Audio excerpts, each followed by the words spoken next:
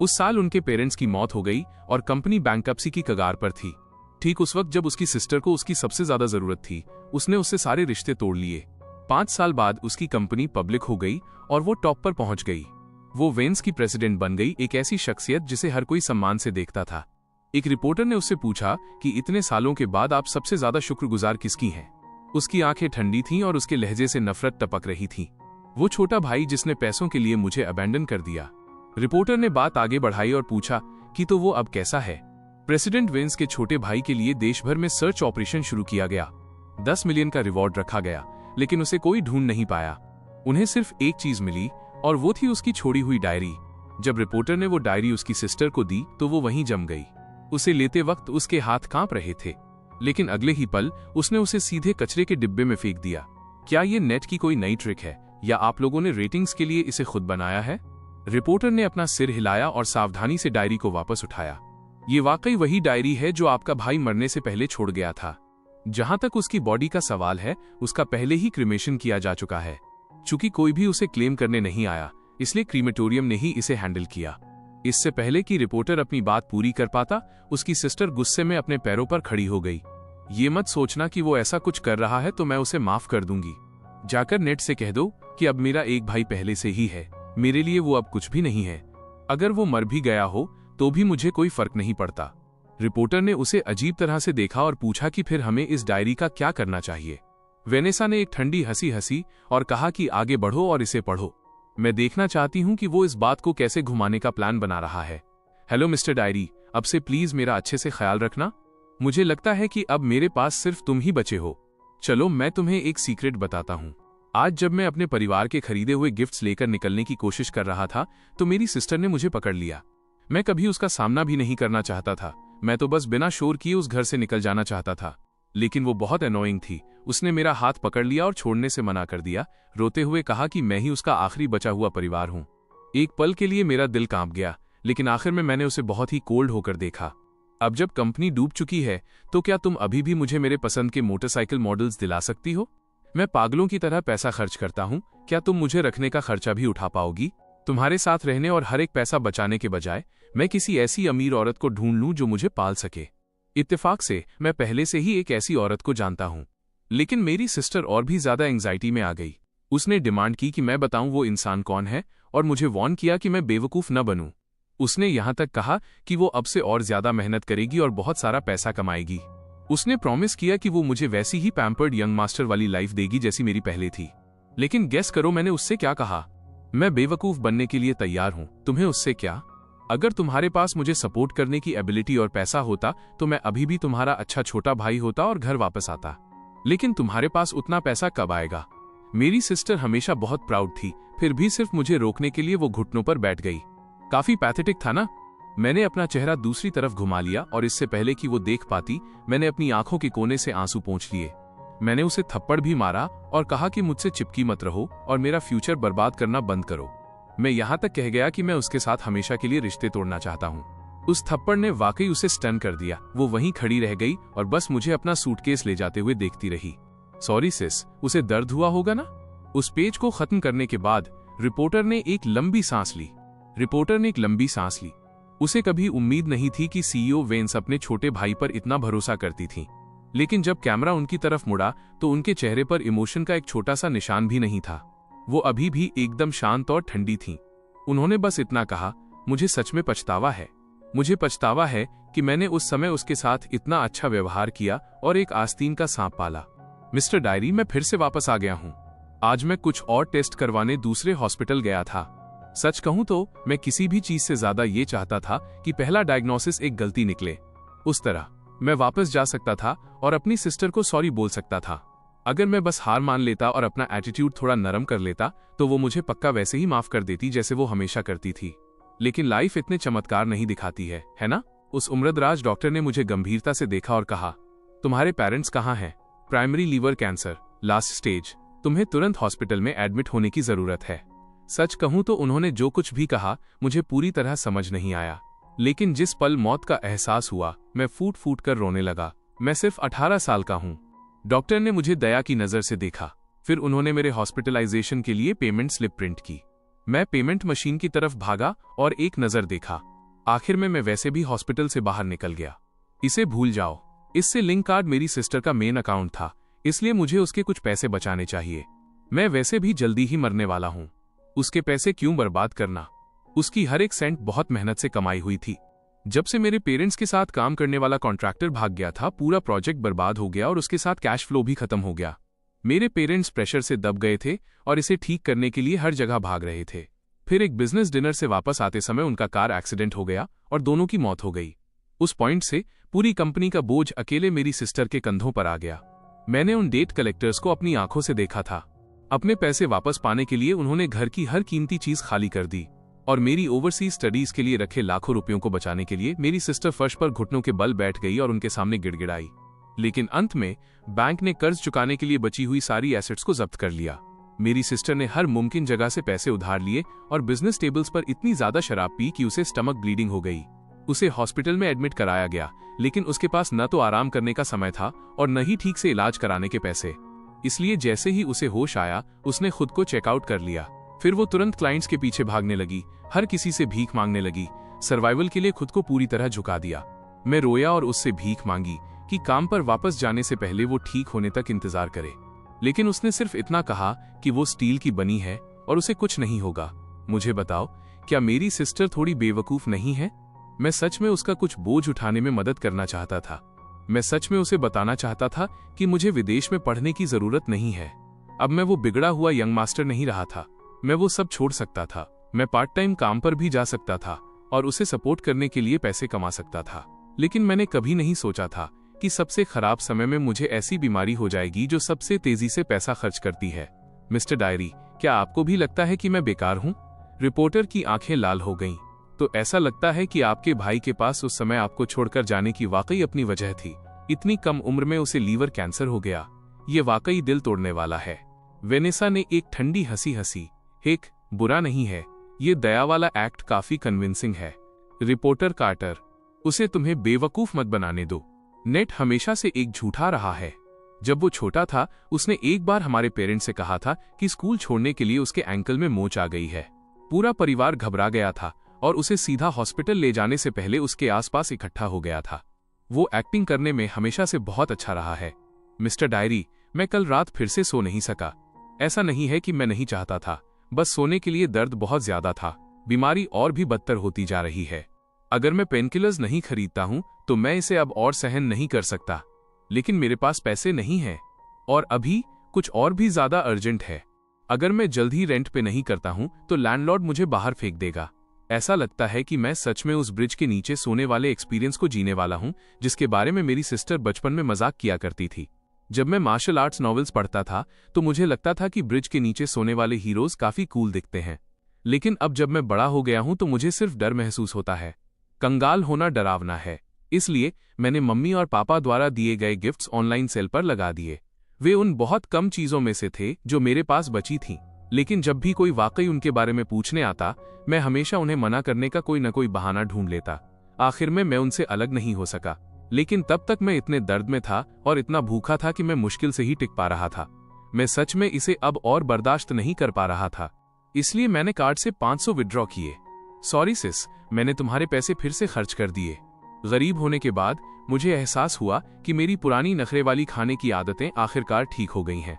जब मैं इतना भूखा था कि मैं बेहोश होने वाला था तो मैंने कचरे में फेंका हुआ एक गंदा स्टीम्ड बन भी उठा लिया और उसे खा लिया। सच कहूं तो इसका टेस्ट इतना बुरा भी नहीं था। ऐसा लगता है कि गरीबी वाकई हर बिगड़े हुए अमीर बच्चे की आदत को ठीक कर सकती है। मैं सुपरमार्केट गया और सादे बंस का एक बैग और पानी की एक बोतल खरीदी। फिर मैं हॉस्पिटल गया और कुछ पेनकिलर्स खरीदे। बाकी के पैसे मुझे रेंट के लिए बचाने चाहिए। मेरे टीचर ने मुझे फिर से कॉल किया। उन्होंने मुझे अपनी पढ़ाई पर फोकस करने के लिए कहा और कहा कि मेरे जैसे ग्रेड्स वाले किसी व्यक्ति के लिए अचानक क्लास छोड़ना बहुत बड़ी बर्बादी है। मुझे डर था कि वो मेरी सिस्टर के पास जाएंगे, इसलिए मैंने कहा कि मैं ड्रॉप आउट करना चाहता हूँ। लेकिन आखिर में उन्होंने फिर भी उसे कॉल कर ही दिया। मेरी सिस्टर ने अभी मुझे कॉल किया। उसकी आवाज सख्त और ठंडी थी। मुझे फर्क नहीं पड़ता कि तुमने किस तरह की औरत के साथ रिश्ता जोड़ लिया है, लेकिन तुम्हें उसके लिए अपनी वह पढ़ाई कभी नहीं छोड़नी चाहिए थी जिस पर तुम्हें हमेशा गर्व था।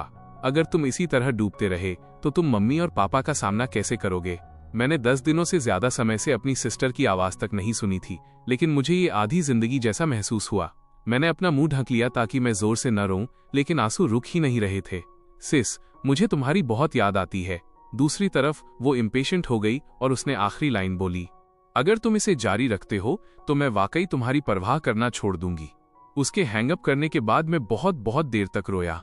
मिस्टर डायरी, शायद मुझे आखिरकार अपनी सिस्टर को ब्लॉक कर देना चाहिए।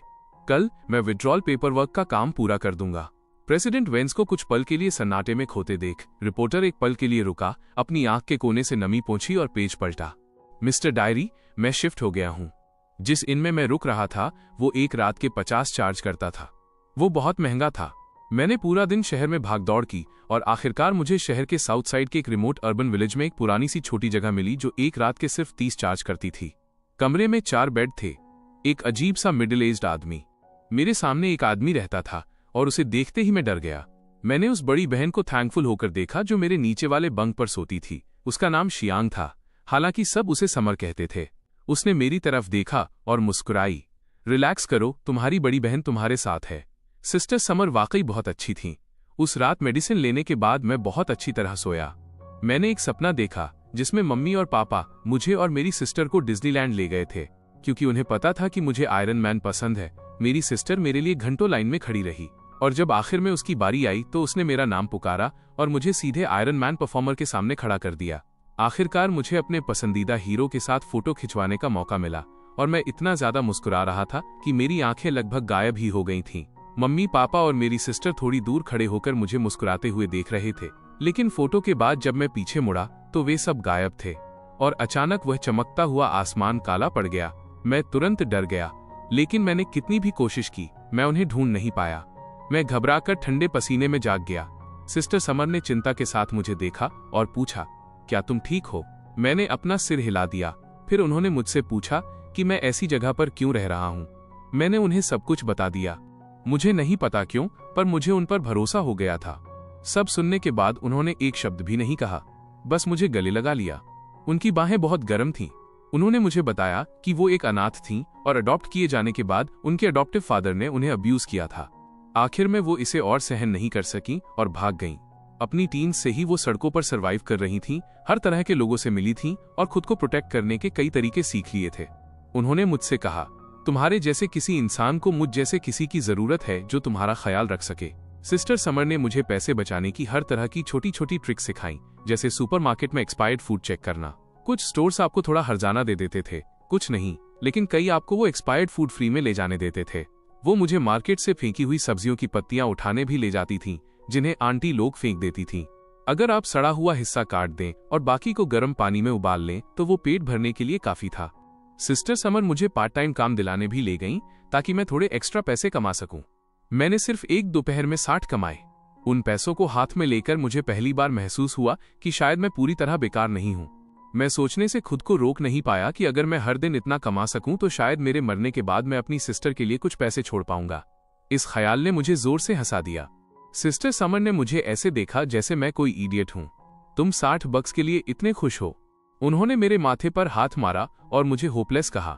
हर दिन उस डरावने आदमी से अलर्ट रहने के अलावा मुझे बाकी सबसे पहले जल्दी से हाथ मुंह धोकर बेड पर जाना पड़ता था, क्योंकि ये इन हर रात 10 बजे पानी और इलेक्ट्रिसिटी काट देता था। सच कहूं तो वहां बिताए गए दिन फिर भी काफी खुशनुमा थे।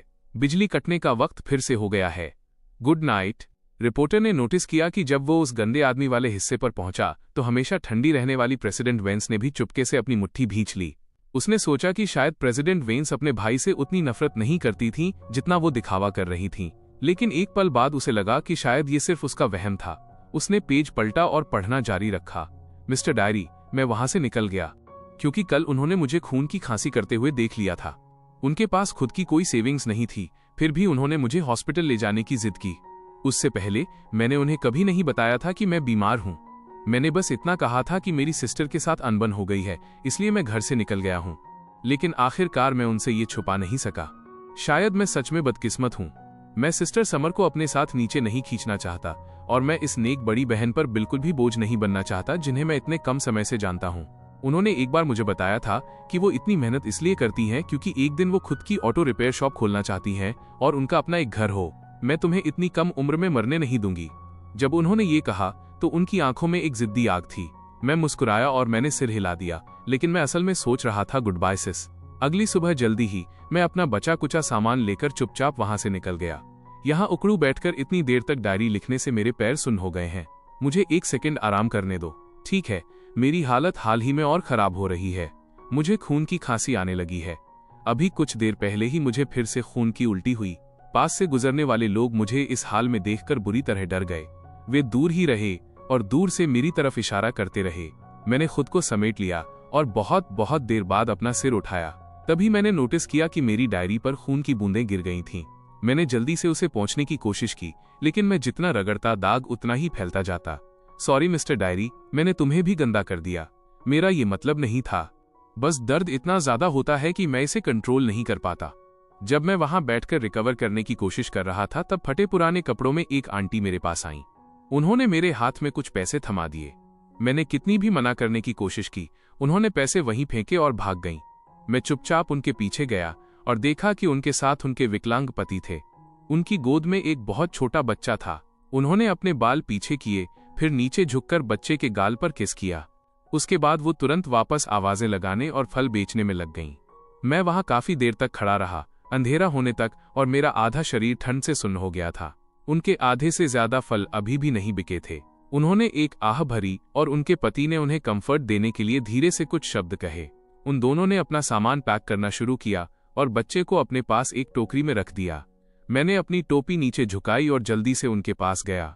जब वो नहीं देख रही थीं, मैंने चुपचाप वो पैसे बच्चे के कपड़ों में डाल दिए। यह सुनकर वेनेसा ने ठंडे लहजे में कहा, अच्छी कहानी है।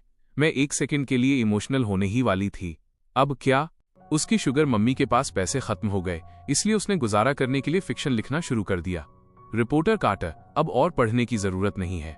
मैं खुद भी बेवकूफ हूं जो यहाँ बैठकर इतना समय बर्बाद कर रही हूँ। चूंकि वो मरने का नाटक कर रहा है और मेरा सामना करने बाहर नहीं आएगा, तो मैं बस यही मानूंगी कि वो सच में मर चुका है। वैसे भी मुझे फर्क नहीं पड़ता। ये कहकर वेनेसा खड़ी हो गई और बिना किसी हिचकिचाहट के मुड़कर चली गई। इंटरव्यू वहीं खत्म हो गया, लेकिन प्रोग्राम का वो एपिसोड इंटरनेट पर वायरल हो गया। लोगों ने जल्दी ही ये बात ढूंढ निकाली कि 5 साल पहले अपने भाई से रिश्ता तोड़ने के बाद प्रेसिडेंट वेंस को अक्सर एक साइकियाट्रिक क्लिनिक में आते जाते देखा गया था। इसलिए इंटरनेट पर ये कयास लगाए जाने लगे कि अपने पेरेंट्स को खोने और भाई के धोखे के बाद उनमें गंभीर साइकोलॉजिकल समस्याएं पैदा हो गई थीं। डिप्रेशन। बाद में जब कंपनी फिर से अपने पैरों पर खड़ी होने लगी, तो उन्होंने एक और छोटा भाई अडॉप्ट कर लिया, और प्रेसिडेंट वेंस के भाई द्वारा पीछे छोड़ी गई डायरी ने ऑनलाइन एक और भी बड़ा तूफान खड़ा कर दिया। कुछ लोगों ने नेट को कोसा और कहा कि वो अटेंशन पाने के लिए कुछ भी कर सकता है, यहाँ तक कि अपनी मौत का नाटक भी। उस समय उसने पैसों के लिए अपनी ही सिस्टर को छोड़ दिया था। उसने कंपनी के कोलैप्स का सामना करने के लिए उसे अकेला छोड़ दिया और उसे एक बहुत बड़ा साइकोलॉजिकल झटका दिया। अब जब उसने देखा कि उसकी सिस्टर इतनी कामयाब हो गई है, तो वो सहानुभूति पाने के लिए पिटी कार्ड खेल रहा था, यहाँ तक कि इस तरह की डायरी भी लिख रहा था। उसकी किस्मत खराब थी। प्रेसिडेंट वेंस का अब पहले से ही एक नया छोटा भाई है, जिसका नाम ह्यूगो है। अफवाहें तो यहाँ तक हैं कि उस लड़के के 18वें बर्थडे के लिए उन्होंने पूरा अम्यूजमेंट पार्क रेंट पर ले लिया था। उन्होंने उसे एक लिमिटेड एडिशन स्पोर्ट्स कार भी गिफ्ट की और उसे इस तरह लाड़ प्यार दिया जैसे वो दुनिया की सबसे कीमती चीज हो। लेकिन कुछ लोग ऐसे भी थे जिन्हें लगा कि इस कहानी में वाकई कुछ और भी हो सकता है। डायरी बहुत रियल लग रही थी और उसमें मौजूद इमोशंस बहुत सच्चे थे। वे इस बात पर यकीन नहीं कर पा रहे थे कि ऐसा कुछ लिखने वाला इंसान वाकई सिर्फ एक लालची गोल्ड डिगर हो सकता है। लोग चाहे किसी भी साइड हों, ऑनलाइन हर कोई ये देखने का इंतजार कर रहा था कि नेट की डायरी की अगली एंट्री क्या रिवील करेगी। रेटिंग्स की खातिर स्टेशन के रिपोर्टर्स ने प्रेसिडेंट वेंस से फिर से कांटेक्ट किया। उन्होंने पूछा कि क्या वो अपने भाई की आखिरी डायरी को पब्लिक करने के लिए सहमत हैं, चाहे वो सच में इस पर यकीन नहीं करती थी या बस उन्हें कोई फर्क नहीं पड़ता था। उनके असिस्टेंट ने रिप्लाई दिया, प्रेसिडेंट वेंस ने कहा है, डायरी पहले ही आपके स्टेशन को सौंपी जा चुकी है, चाहे आप इसे पब्लिश करें या डिस्ट्रॉय, उन्हें कोई ऑब्जेक्शन नहीं है। असिस्टेंट ने एक और बात जोड़ी, प्रेसिडेंट वेंस ने यह साफ कर दिया था कि अब उनका सिर्फ एक ही छोटा भाई है, ह्यूगो। व्यूअर्स के एक हिस्से को यह जानकर बहुत सेटिस्फैक्शन मिला। वे देखना चाहते थे कि क्या नेट अपनी एक्टिंग जारी रख पाएगा, क्योंकि ये साफ था कि उन्हें उसकी बिल्कुल भी परवाह नहीं थी। ऑथराइजेशन मिलने के बाद स्टेशन ने जल्द ही एक लाइव प्रोग्राम एयर किया जिसका नाम था nets diary before death. Screen पर रिपोर्टर के चेहरे पर एक गंभीर एक्सप्रेशन था, आप सभी की तरह मैंने भी ये डायरी पहले से नहीं पढ़ी है। अब जब मुझे प्रेसिडेंट वेंस से ऑथराइजेशन मिल गया है, तो मैं आज इसे सबके साथ लाइव शेयर कर रहा हूँ। मैं बस उम्मीद करता हूँ कि लोग अपनी बातों में थोड़ी दया दिखाएंगे। एक ही पल में लाखों व्यूअर्स लाइव स्ट्रीम में उमड़ पड़े। 1 मिनट से भी कम समय में ये नंबर 1 मिलियन के पार हो गया और हर कोई रिपोर्टर कार्टर के डायरी खोलने का इंतजार कर रहा था। वेंस रेजिडेंस में असिस्टेंट आइवी ने एक कॉम्प्लिकेटेड एक्सप्रेशन के साथ प्रेसिडेंट वेंस की तरफ देखा। काफी देर हिचकिचाने के बाद वो आखिरकार बोली, प्रेसिडेंट वेंस, प्रोग्राम शुरू हो गया है। प्रेसिडेंट वेंस ने अपनी आंखें तक नहीं उठाई। मैंने पहले ही कहा था कि मैं उसके बारे में दोबारा कुछ नहीं सुनना चाहती। रिपोर्टर कार्टर ने एक लंबी सांस ली और डायरी खोली।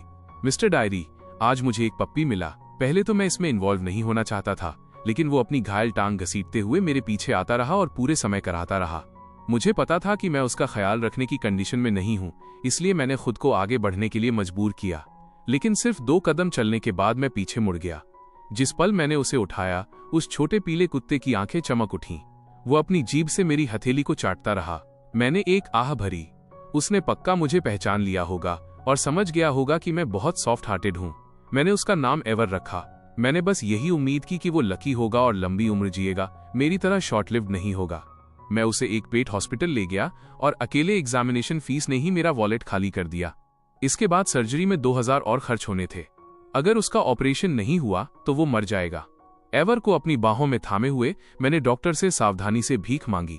क्या मैं उसे सर्जरी के लिए कुछ दिनों में वापस ला सकता हूं? मेरे पास अभी पैसे नहीं हैं, लेकिन डॉक्टर ने कहा कि अब और देरी नहीं की जा सकती। कल आखिरी मौका था। मैं एवर को पेट हॉस्पिटल से बाहर ले आया और एक सड़क के कोने पर खाली दिमाग से बैठ गया। मैंने उससे धीरे से कहा, तुम बहुत डम्ब हो। दुनिया के सभी अमीर लोगों में से तुम्हें मुझ जैसे किसी को चुनना था, एक मरता हुआ आदमी। और ये सबसे बुरा हिस्सा भी नहीं है, मैं कंगाल भी हूं। मैं तुम्हारे लिए 2000 कहां से लाऊंगा? पप्पी मेरी एक बात भी नहीं समझ सका। वो बस खुशी से अपनी पूंछ हिलाता रहा, जैसे इस बात का जश्न मना रहा हो कि आखिरकार उसे एक घर मिल गया है। उसे देखकर मेरी आंखें फिर से भर आईं। कोई और रास्ता न पाकर मैं एक एटीएम के पास गया और हिचकिचाते हुए 2000 विड्रॉ करना चाहता था।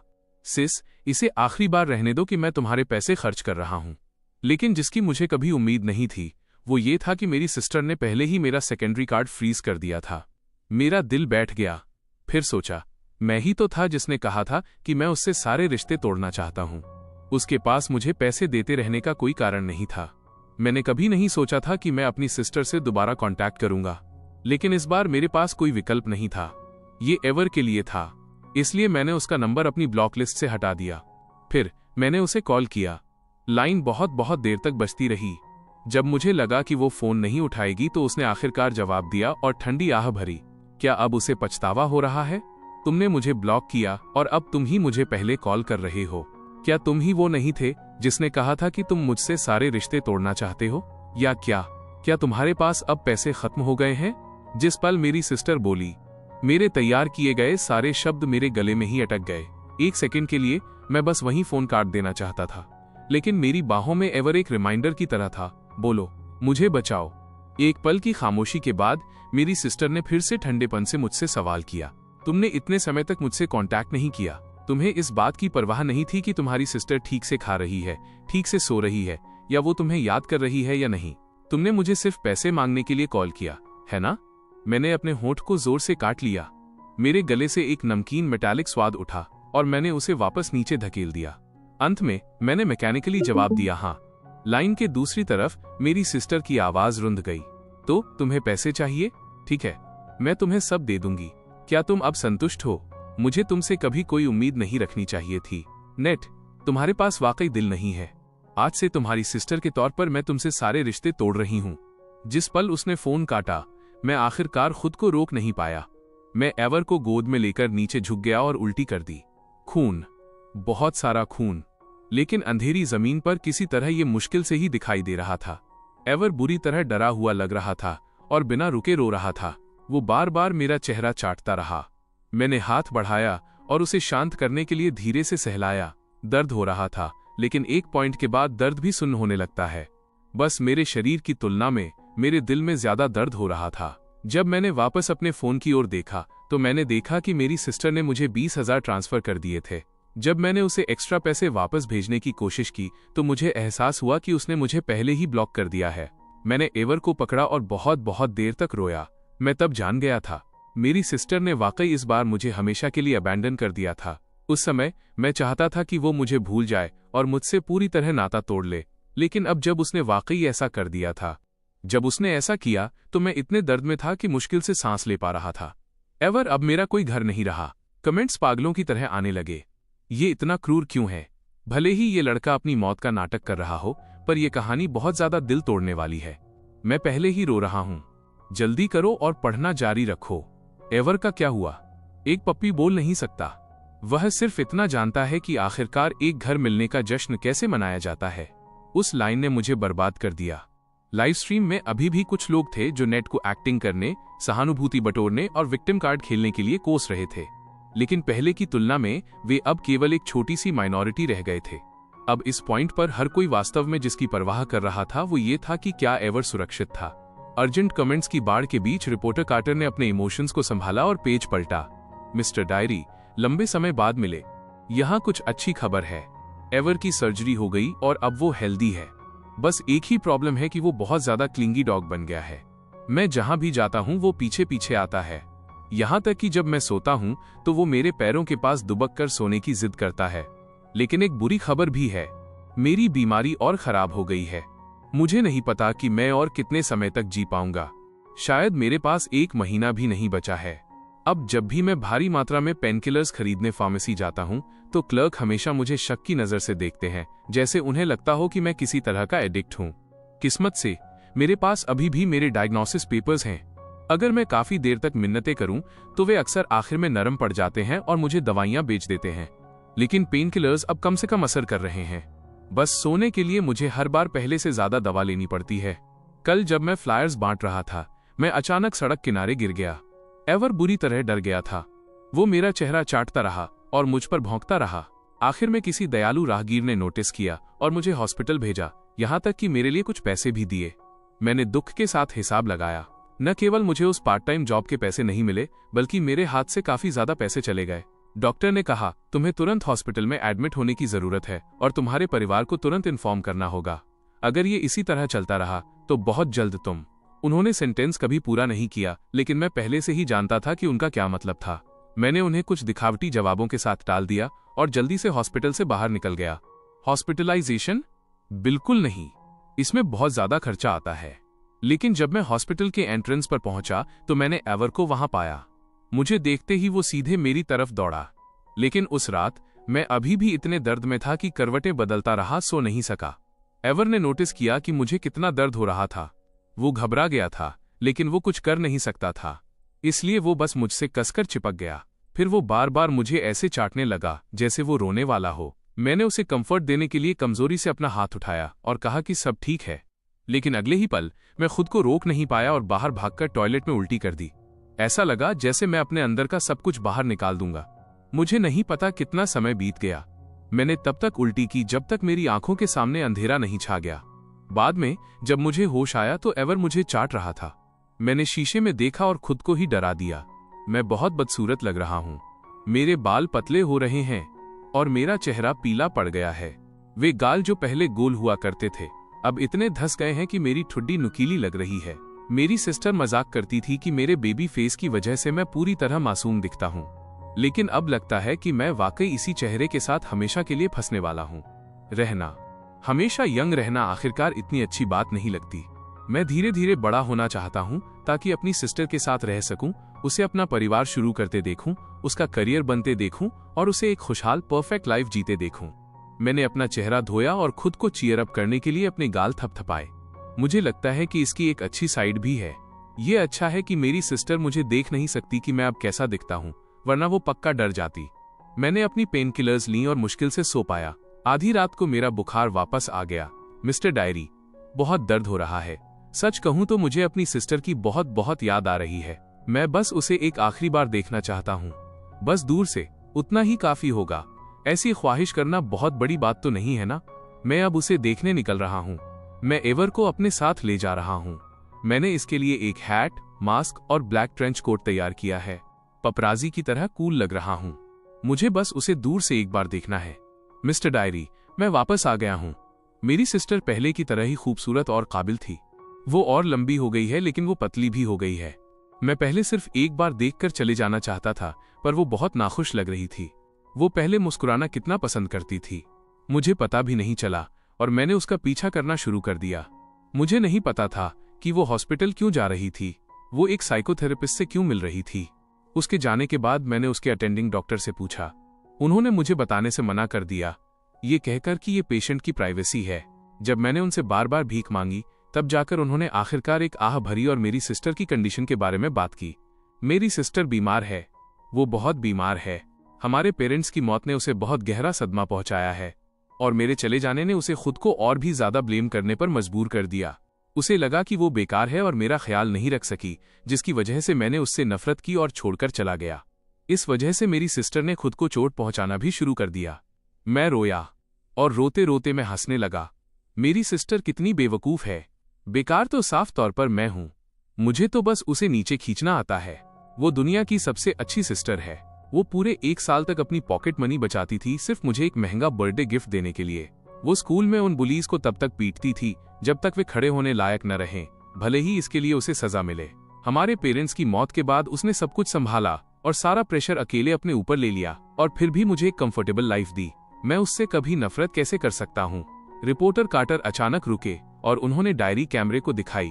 सबने नोटिस किया कि इस पेज पर साफ हैंडराइटिंग के अलावा आंसुओं की बूंदों के निशान भी थे जिन्होंने पेपर को भिगो दिया था और फिर वे सूख गए थे। वो पक्का बहुत देर तक रोया होगा। उसके आंसुओं ने डायरी के इस पूरे पेज को गीला कर दिया था। रिपोर्टर कार्टर की आंखें भी भीगने से नहीं रुक सकीं।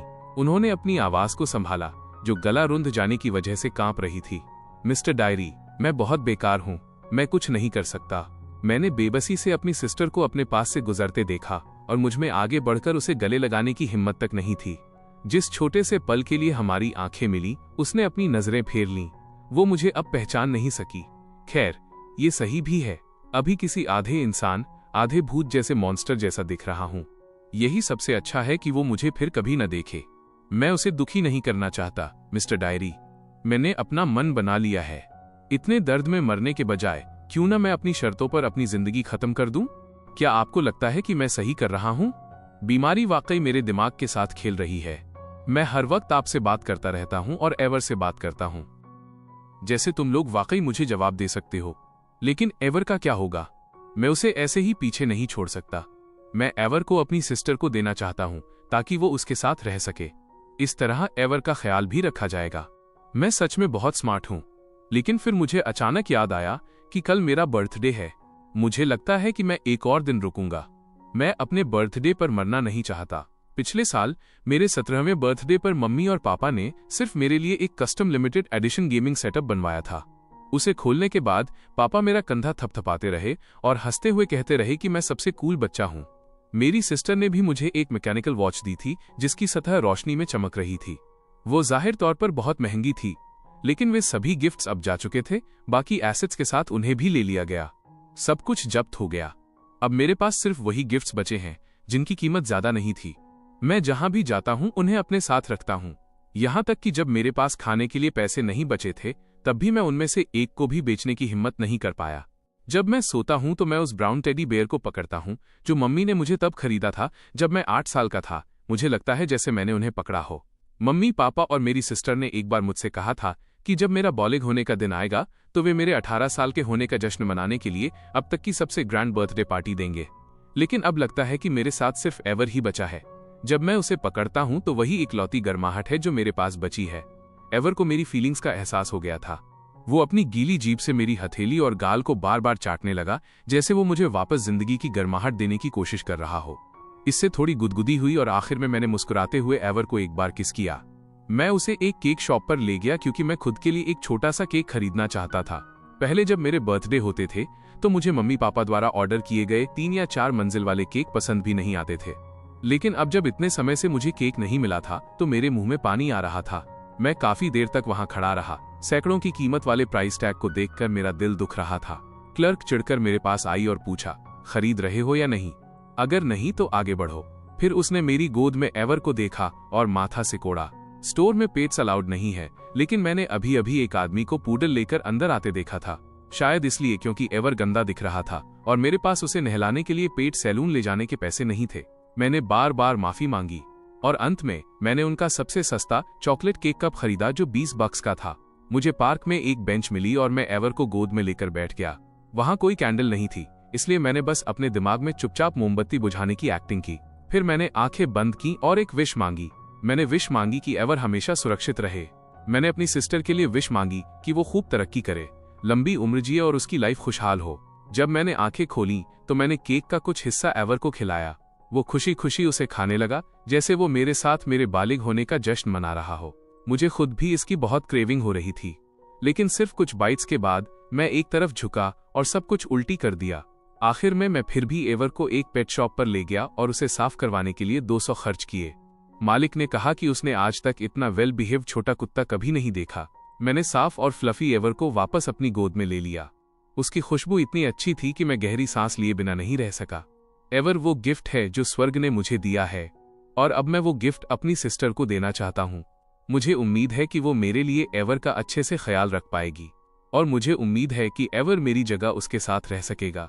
जहां तक कार्ड में बचे 20,000 की बात है, मैं उन्हें भी चुपके से अपनी सिस्टर के दरवाजे की दरार से अंदर डालना चाहता हूँ। अगर कुछ अनहोनी नहीं हुई तो शायद ये अब कभी अपडेट नहीं होगा, क्योंकि कल मैं मम्मी और पापा से मिलने दूसरी दुनिया में जा रहा हूँ। मिस्टर डायरी, मुझे तुम्हारी और एवर की बहुत याद आएगी। मैं तुम पर और अपनी सिस्टर पर भी नजर रखूंगा। मैं हमेशा तुम्हारा ख्याल रखूंगा। कहानी यहीं खत्म होनी चाहिए थी, लेकिन रिपोर्टर कार्टर ने सहज रूप से अगला पेज पलटा और उस पर लिखे शब्द देखे। सॉरी एवर, मैं तुम्हारा ख्याल नहीं रख सका। क्या मेरी सिस्टर को लगा कि तुम पहले से किसी और के हो, या क्या वो तुम्हें चाहती ही नहीं थी? मैं ज्यादा दूर नहीं छुपा था, ये सोचकर कि मेरी सिस्टर जब एवर को अपने साथ ले जाएगी तभी मैं वहां से जाऊंगा। लेकिन एवर पट्टे से छूट गया और सीधे मेरी तरफ भागा। अगर मैंने खुद उसे अपनी सिस्टर के हाथों में सौंपा होता तो क्या वो ठीक रहता? मैं रोता रहा और बार बार एवर से भीख मांगता रहा, मुझे छोड़कर मत जाओ, प्लीज मुझे छोड़कर मत जाओ। लेकिन उसने फिर भी अपना सिर उठाने की कोशिश की, एक हल्की सी आवाज निकाली, मेरा चेहरा चाटा और फिर अपनी आंखें बंद कर ली। मैंने एवर को अपनी बाहों में लिया और उसके लिए धीरे से गाना गाया, little puppy open up the door. लेकिन मुझे पता भी नहीं चला और मैं बहुत जोर से रोने लगा। मेरा चेहरा आंसुओं से भीग गया था। मैंने एवर को मम्मी और पापा की कब्र के बगल में छोटी सी ढलान पर दफना दिया। आज रात चांद पूरा नहीं है, लेकिन चमक रहा है। लगता है कि मैं 15 तारीख तक नहीं टिक पाऊंगा। एवर, थोड़ा धीरे दौड़ना, मैं अब तुम्हें ढूंढने आ रहा हूं। और मम्मी पापा सिस, गुड बाय। जब तक रिपोर्टर कार्टर ने डायरी पढ़ना खत्म किया, उनकी आंखें आंसुओं से भर चुकी थीं। लाइव स्ट्रीम के कमेंट्स तुरंत फट पड़े। तुम्हारा क्या मतलब है कि एवर मर गया, नेट भी मर गया? ये बहुत क्रूर है। लड़के का मरना एक बात है, लेकिन कुत्ते को क्यों मारा? उस पप्पी ने क्या गलत किया था? एवर बहुत बेचारा है। मुझे कुत्ते वाली कहानी से दुखी मत करो। तो क्या नेट वाकई मर गया है या नहीं? क्या ये सिर्फ शो के लिए है? क्या कोई मुझे बता सकता है? धीमी आवाज में रिपोर्टर कार्टर ने जवाब दिया। उस समय के ऑफिशियल पुलिस रिकॉर्ड्स और हमारी अपनी इन्वेस्टिगेशन के मुताबिक नेट की वाकई 5 साल पहले मौत हो गई थी। ये कोई पब्लिसिटी स्टंट नहीं है और ये कोई झूठी मौत नहीं है। कृपया मरने वाले के लिए कुछ सम्मान दिखाएं। जहां तक इस डायरी का सवाल है, हम इसे सुरक्षित रखेंगे। हम आगे किसी भी सवाल का जवाब नहीं देंगे। Thank you. इसके साथ ही रिपोर्टर कार्टर ने मौके पर ही लाइव स्ट्रीम खत्म कर दी। लेकिन इंटरनेट की जिज्ञासा शांत होने से बहुत दूर थी, इसलिए लोगों ने तुरंत प्रेसिडेंट वेंस के सोशल मीडिया पर प्राइवेट मैसेज की बाढ़ ला दी। उनका कमेंट सेक्शन रिप्लाई की आंधी के नीचे दब गया था। सर्च वॉल्यूम इतना ज्यादा हो गया कि इससे जुड़े टॉपिक्स सीधे ट्रेंडिंग लिस्ट में आ गए। प्रेसिडेंट वेंस का भाई नेट मर चुका है। क्या नेट की डायरी वाकई सच थी? उसी समय डायरी में जिक्र की गई औरत समर ने ऑनलाइन एक पोस्ट किया। क्या नेट वाकई मर गया है? मुझे माफ करना। बिना गुड बाय कहे उसके गायब होने के बाद मैंने उसे बहुत समय तक ढूंढा, लेकिन वो कभी नहीं मिला। मैंने उसे निराश किया। अगर मैं उसे पहले हॉस्पिटल ले गई होती तो वो इतनी जल्दी हमें छोड़कर नहीं जाता और उसे इतना दर्द नहीं सहना पड़ता। पहले तो ज्यादातर लोगों को समर की बात पर शक हुआ, लेकिन फिर उसने उन दोनों की एक साथ फोटो पोस्ट की। उसमें मुस्कुराता हुआ वो यंग लड़का लगभग दिख रहा था, उसी फोटो के जैसा जो पहले से ही ऑनलाइन वायरल हो चुका था, और तभी लोगों को आखिरकार उस पर यकीन हुआ। एक ही पल में इंटरनेट पूरी तरह टूट गया। आखिरकार हर किसी ने मान लिया कि डायरी असली थी। पूरा इंटरनेट नेट और एवर के लिए शोक मनाने लगा। एक के बाद एक ट्रेंडिंग टॉपिक्स ऑनलाइन फटने लगे। नेट एवर, हम तुम्हें घर वापस ला रहे हैं। नेट एवर, क्या तुम ठीक हो? दूसरी दुनिया में पब्लिक रिएक्शन का ये तूफान आखिरकार प्रेसिडेंट वेंस की असिस्टेंट तक पहुंच गया। वो काफी देर तक अपने फोन को देखती रही। बार बार हिचकिचाने के बाद वो आखिरकार बोली, प्रेसिडेंट वेंस, 5 साल पहले क्या आपने कभी कोई कुत्ता देखा था? एक हल्के पीले रंग का। प्रेसिडेंट वेंस ने उसे कंफ्यूजन में देखा, फिर एक पल के बाद अपना सिर हिलाया। उस दिन जब मैं ऑफिस से घर आई थी, मैंने एंट्रेंस पर पिलर के पास एक छोटा कुत्ता बंधा हुआ देखा था। उसका फर हल्का क्रीमी येलो था, उसकी नाक पिंक थी और वो साफ सुथरा और प्यारा लग रहा था। एक नजर में ही साफ था कि वो किसी का पालतू है। मुझे याद आया कि उसे भी छोटे जानवर पसंद थे, इसलिए मैं पास गई और उसे सहलाया। कुत्ता बहुत वेल बिहेव्ड था। वो मुझे देखकर अपनी पूंछ हिलाता रहा। मैंने सोचा कि उसका मालिक जल्द ही वापस आ जाएगा, इसलिए मैं अंदर चली गई। उसके कुछ ही देर बाद मैंने बाहर शोर सुना। मैं खिड़की के पास गई और बाहर देखा तो मैंने एक यंग लड़के को सड़क के बीचों बीच उस छोटे कुत्ते को पकड़े हुए रोते हुए देखा। वो बहुत जोर जोर से रो रहा था। वही पक्का उस कुत्ते का मालिक रहा होगा। बाद में मैंने सुना कि कुत्ता अपने मालिक को नहीं ढूंढ पाया, घबरा गया, अपने पट्टे से छूट गया और एक कार ने उसे टक्कर मार दी। असिस्टेंट वहीं जम गई और फिर उसका फोन अचानक बज उठा। उसने उन फाइल्स पर नजर डाली जो अभी अभी आई थीं और उसका दिल तुरंत बैठ गया। President Vance, I am sorry. इस दौरान मैंने आपकी पीठ पीछे डायरी की जांच की और मैंने आपके भाई के ठिकाने के बारे में भी पता लगाया। वो सच में मर चुका है। पुलिस ने 5 साल पहले ही उसका डेथ सर्टिफिकेट रजिस्टर कर लिया था। ये सच है, इसे झूठ नहीं बनाया जा सकता। उसकी मौत जहर पॉइजनिंग से हुई थी और डायरी भी असली है। ये कहने के बाद असिस्टेंट की प्रेसिडेंट वेंस का रिएक्शन देखने तक की हिम्मत नहीं हुई। वो बस अपना सिर झुकाकर रिलेटेड रिपोर्ट्स खोल सकी। प्लीज इसे देखिए, ये वही है जो नेट के साथ हुआ था। इसके बाद उसकी डायरी आज पूरे इंटरनेट पर पब्लिक कर दी गई है। जब वो दरवाजे तक पहुंची तो वो खुद को एक आखिरी लाइन कहने से नहीं रोक सकी। आपके भाई ने वाकई बहुत बुरा वक्त देखा है। प्रेसिडेंट वेंस के ऑफिस से बाहर निकलने के बाद आइवी ने धीरे से दरवाजा बंद कर दिया। जैसे ही वो क्लिक की आवाज हुई, ऐसा लगा जैसे पूरी दुनिया बाहर ही सील हो गई हो। ऑफिस के अंदर अब सिर्फ वेनेसा बची थी और उसके हाथों में वो इन्वेस्टिगेशन फाइल थी जो उसे कुचलने के लिए काफी थी। हवा जैसे जमसी गई थी। वो ठंडापन और शांति जो उसने खुद को बनाए रखने के लिए मजबूर किया था, एक ही पल में फटे हुए बैलून की तरह ढह गई। उसमें तुरंत फाइल खोलने तक की हिम्मत नहीं थी। उसकी बर्फीली उंगलियां सिर्फ पेपर के खुरदरे किनारों को छू रही थीं। लेकिन उसके दिमाग में इंटरव्यू के सीन अनकंट्रोल्ड तरीके से फ्लैशबैक हो रहे थे। जिस पल रिपोर्टर कार्टर ने डायरी निकाली थी, उसके सीने में हुई वो बेचैनी, शक और दर्द की वे छोटी छोटी चुभन जिन्हें उसने डायरी पढ़ते समय दबा दिया था। और वो एक सेंटेंस में अपनी सिस्टर के साथ रहना चाहता था और ये पक्का करना चाहता था कि एवर का ख्याल रखने वाला कोई हो। उस समय उसने इसे नेट के अनाड़ी झूठों में से एक मानकर खारिज कर दिया था, लेकिन अब वे शब्द जहर भरी सुइयों की तरह एक के बाद एक उसके दिल में चुभ रहे थे। आखिरकार कांपते हुए उसने फाइल खोली। सबसे पहले पेज पर पुलिस द्वारा जारी किए गए डेथ सर्टिफिकेट की ब्लैक एंड व्हाइट फोटोकॉपी थी। उसका फॉर्मेट बहुत ही क्रूर और ठंडा था। नाम नेट, जेंडर मेल, मौत की तारीख 5 साल पहले की पतझड़। उस आखिरी फोन कॉल और उसकी मौत के बीच सिर्फ 3 महीने बीते थे। मौत का कारण जहर, पॉइजनिंग। मिलने की जगह शहर के किनारे नदी के पास एक छोटा सा बाग, ठीक उसी कब्र के पास जहां उसने लिखा था कि उसके पेरेंट्स की अस्थियां दफन थीं। बॉडी ढूंढने वाला व्यक्ति, सुबह की सैर पर निकला एक बुजुर्ग आदमी। अवशेषों का निपटान अनक्लेम्ड। नियमों के अनुसार फ्यूनरल होम द्वारा क्रिमेशन किया गया। अस्थियां अस्थायी रूप से स्टोर की गई थीं। बाद में स्टोरेज पीरियड खत्म होने पर उनका इकोलॉजिकल डिस्पोजल कर दिया गया। हर एक शब्द उसके दिल पर चलती हुई किसी कुंद आरी की तरह महसूस हो रहा था और उस अनक्लेम्ड शब्द ने उसके चेहरे पर एक असली तमाचे की तरह वार किया। वो उस समय क्या कर रही थी? धोखे के गुस्से और दर्द में डूबी हुई। शायद किसी साइकियाट्रिक क्लिनिक में बैठकर इलाज करवा रही थी। शायद किसी बैंक्वेट में जबरदस्ती मुस्कुरा रही थी। शायद एक बार भी सच में ये चेक नहीं किया कि क्या वो इस दुनिया में कहीं जिंदा है। उन पेजेस के पीछे कुछ सीन फोटोज की फोटोकॉपी थी। रेजोल्यूशन कम था, लेकिन सच दिखाने के लिए काफी साफ था। एक यंग लड़का इतना दुबला कि लगभग सिर्फ हड्डियां बचा था। वो शांति से एक पेड़ के तने के सहारे टिका हुआ था और वही ब्लैक कोट पहने था जिसका जिक्र डायरी में था। उसकी हैट ने उसके चेहरे का ज्यादातर हिस्सा ढक रखा था और उसके पैरों के पास दवा की खाली बोतलें और स्लीपिंग पिल्स के पत्ते बिखरे हुए थे। अपनी बाहों में वो एक पुराना ब्राउन टेडी बियर दबोचे हुए था। वेनेसा ने उसे तुरंत पहचान लिया। ये वही बर्थडे गिफ्ट था जो उनकी मम्मी ने उसे तब दिया था जब वो 8 साल का हुआ था। उसने कभी नहीं सोचा था कि वो इसे पूरे समय अपने साथ रखे हुए था। एक और फोटो उस जगह की थी जहां डायरी मिली थी। वो ठीक उसके बगल में पड़ी थी, सावधानी से एक प्लास्टिक बैग में लिपटी हुई, जैसे उसे डर हो कि ओस उसे भिगो न दे। बिल्कुल आखिरी समय में भी वो उस इकलौती डायरी को प्रोटेक्ट करने की कोशिश कर रहा था जो उसकी बातें सुनती थी।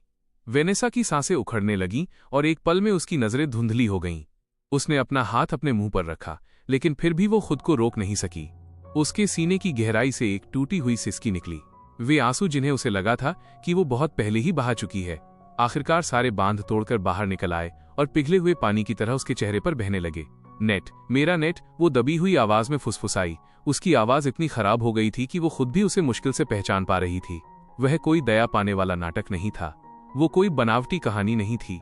नेट वाकई बीमार था, वो वाकई गरीबी में गिर गया था, और अपनी जिंदगी के आखिरी दौर में उसने बीमारी के टॉर्चर और दुनिया की क्रूरता और बेरुखी को बिल्कुल अकेले सहन किया था। और तब भी वो इंसान जिसके बारे में वो सोचना बंद नहीं कर पा रहा था, वो अभी भी वही थी, वो बहन जो उसे निराश कर चुकी थी। उसने वे सारी भयानक बातें जानबूझकर कही थीं, सबसे क्रूर शब्दों का इस्तेमाल करके उसे खुद से दूर किया था। इसलिए नहीं कि वो उससे प्यार नहीं करता था, बल्कि इसलिए क्योंकि वो उससे बहुत ज्यादा प्यार करता था। उसने खुद पर सारा ब्लेम और सारा दर्द लेना बेहतर समझा, बजाय इसके कि वो उस पर बोझ बने। और उसका क्या? उसने क्या किया था? उसने उसकी एक्टिंग पर यकीन कर लिया था। उसने पूरे 5 साल तक उससे नफरत की थी, और ये जानने के बाद भी कि वो मर चुका है, वो अभी भी। उसने अपने ही मुंह से कहा था, चाहे वो मर भी गया हो, मुझे कोई फर्क नहीं पड़ता। उसने एक नया छोटा भाई अडॉप्ट कर लिया था ताकि उस खालीपन को भर सके जो नेट छोड़ गया था। लेकिन शुरू से अंत तक उसने कभी उस इरादे को समझने की कोशिश नहीं की जिसके साथ वो गया था। पछतावे और गिल्ट की एक लहर ने उसे पूरी तरह निगल लिया। अचानक उसे अपनी आखिरी फोन कॉल याद आई जब उसने गुस्से में कहा था, मैंने तुम्हें अपने सारे पैसे दे दिए, क्या तुम अब सैटिस्फाइड हो? मुझे तुमसे कभी कोई उम्मीद नहीं रखनी चाहिए थी नेट, तुम्हारे पास वाकई दिल नहीं है। फिर उसने बेरहमी से फोन काट दिया था और अपने हाथों से उसे ब्लॉक कर दिया था। जब नेट ने वे शब्द सुने होंगे तो उसे कितना दर्द हुआ होगा। क्या उसके बाद उसे फिर से खून की उल्टी हुई होगी? क्या उसने एवर नाम के उस छोटे कुत्ते को पकड़कर तब तक रोया होगा जब तक कि वो पूरी तरह टूट नहीं गया? वो दर्द जिसे उसने बहुत समय से दबा रखा था, आखिरकार उसके गले से एक चीख बनकर बाहर निकला। वेनेसा अब खुद को और नहीं संभाल सकी। वो कुर्सी से फिसलकर कारपेट पर गिर गई, एक खोए हुए बच्चे की तरह खुद को समेट कर रोने लगी। उस रोने में हताशा, गिल्ट और ऐसा दर्द था जिसे कभी ठीक नहीं किया जा सकता था। वो पागलों की तरह फर्श पर हाथ पटकने लगी। उसके नाखून महंगे कारपेट के रेशों में धंस रहे थे। मैं उसे बचा सकती थी, मैं उसे पहचान सकती थी, मैंने उसे क्यों नहीं पहचाना? ये ख्याल किसी पागलपन की तरह बार बार उसकी साख को कुतर रहा था। उस दिन साइकियाट्रिक क्लिनिक के बाहर वो मास्क और टोपी पहने हुआ यंग लड़का, जो इतना दुबला था कि अब इंसान भी नहीं लग रहा था, वो उसका नेट ही था। उसने सीधे उसकी तरफ देखा था और उसने बेरुखी से अपनी नजरें फेर ली थीं। काश वो तब रुक गई होती, काश उसने एक कदम आगे बढ़ाकर एक और सवाल पूछ लिया होता। लेकिन जिंदगी में ऐसे काश के लिए कोई जगह नहीं होती। ऑफिस के बाहर आईवी और कई सेक्रेटरीज ने अंदर से उसके टूटने की आवाज सुनी। उन्होंने एक दूसरे को देखा, उनकी आंखें चिंता और सहानुभूति से भरी थीं, लेकिन किसी की हिम्मत नहीं हुई कि अंदर जाकर उसे डिस्टर्ब करे। वे सब जानते थे कि प्रेसिडेंट विंस को इस तरह टूटने की जरूरत थी और उन्हें इस खूनी सच का सामना खुद ही करना था। वेनेसा को नहीं पता कि वो कितनी देर तक रोई। वो तब तक रोई जब तक कि उसकी आवाज खत्म नहीं हो गई और ऐसा लगा जैसे उसके आंसू भी सूख गए हों। लेकिन उसका शरीर अभी भी कांपना बंद नहीं कर रहा था और टूटी हुई सिसकियां उसके गले से बाहर निकल रही थीं। वो फर्श पर ढह गई, छत पर लगे लग्जरी झूमर को खाली नजरों से देख रही थी। ऐसा महसूस कर रही थी जैसे दुनिया से सारे रंग उड़ गए हों। अगले दिन वेनेसा ऑफिस नहीं आई। जरूरी काम निपटाने के बाद आईवी शाम के समय वेनेसा के विला गई।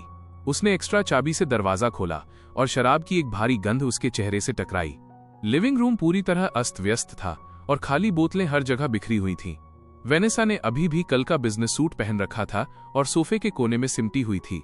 उसके बाल बिखरे हुए थे, आंखें सूजी हुई थीं और चेहरे पर अभी भी आंसुओं के निशान थे।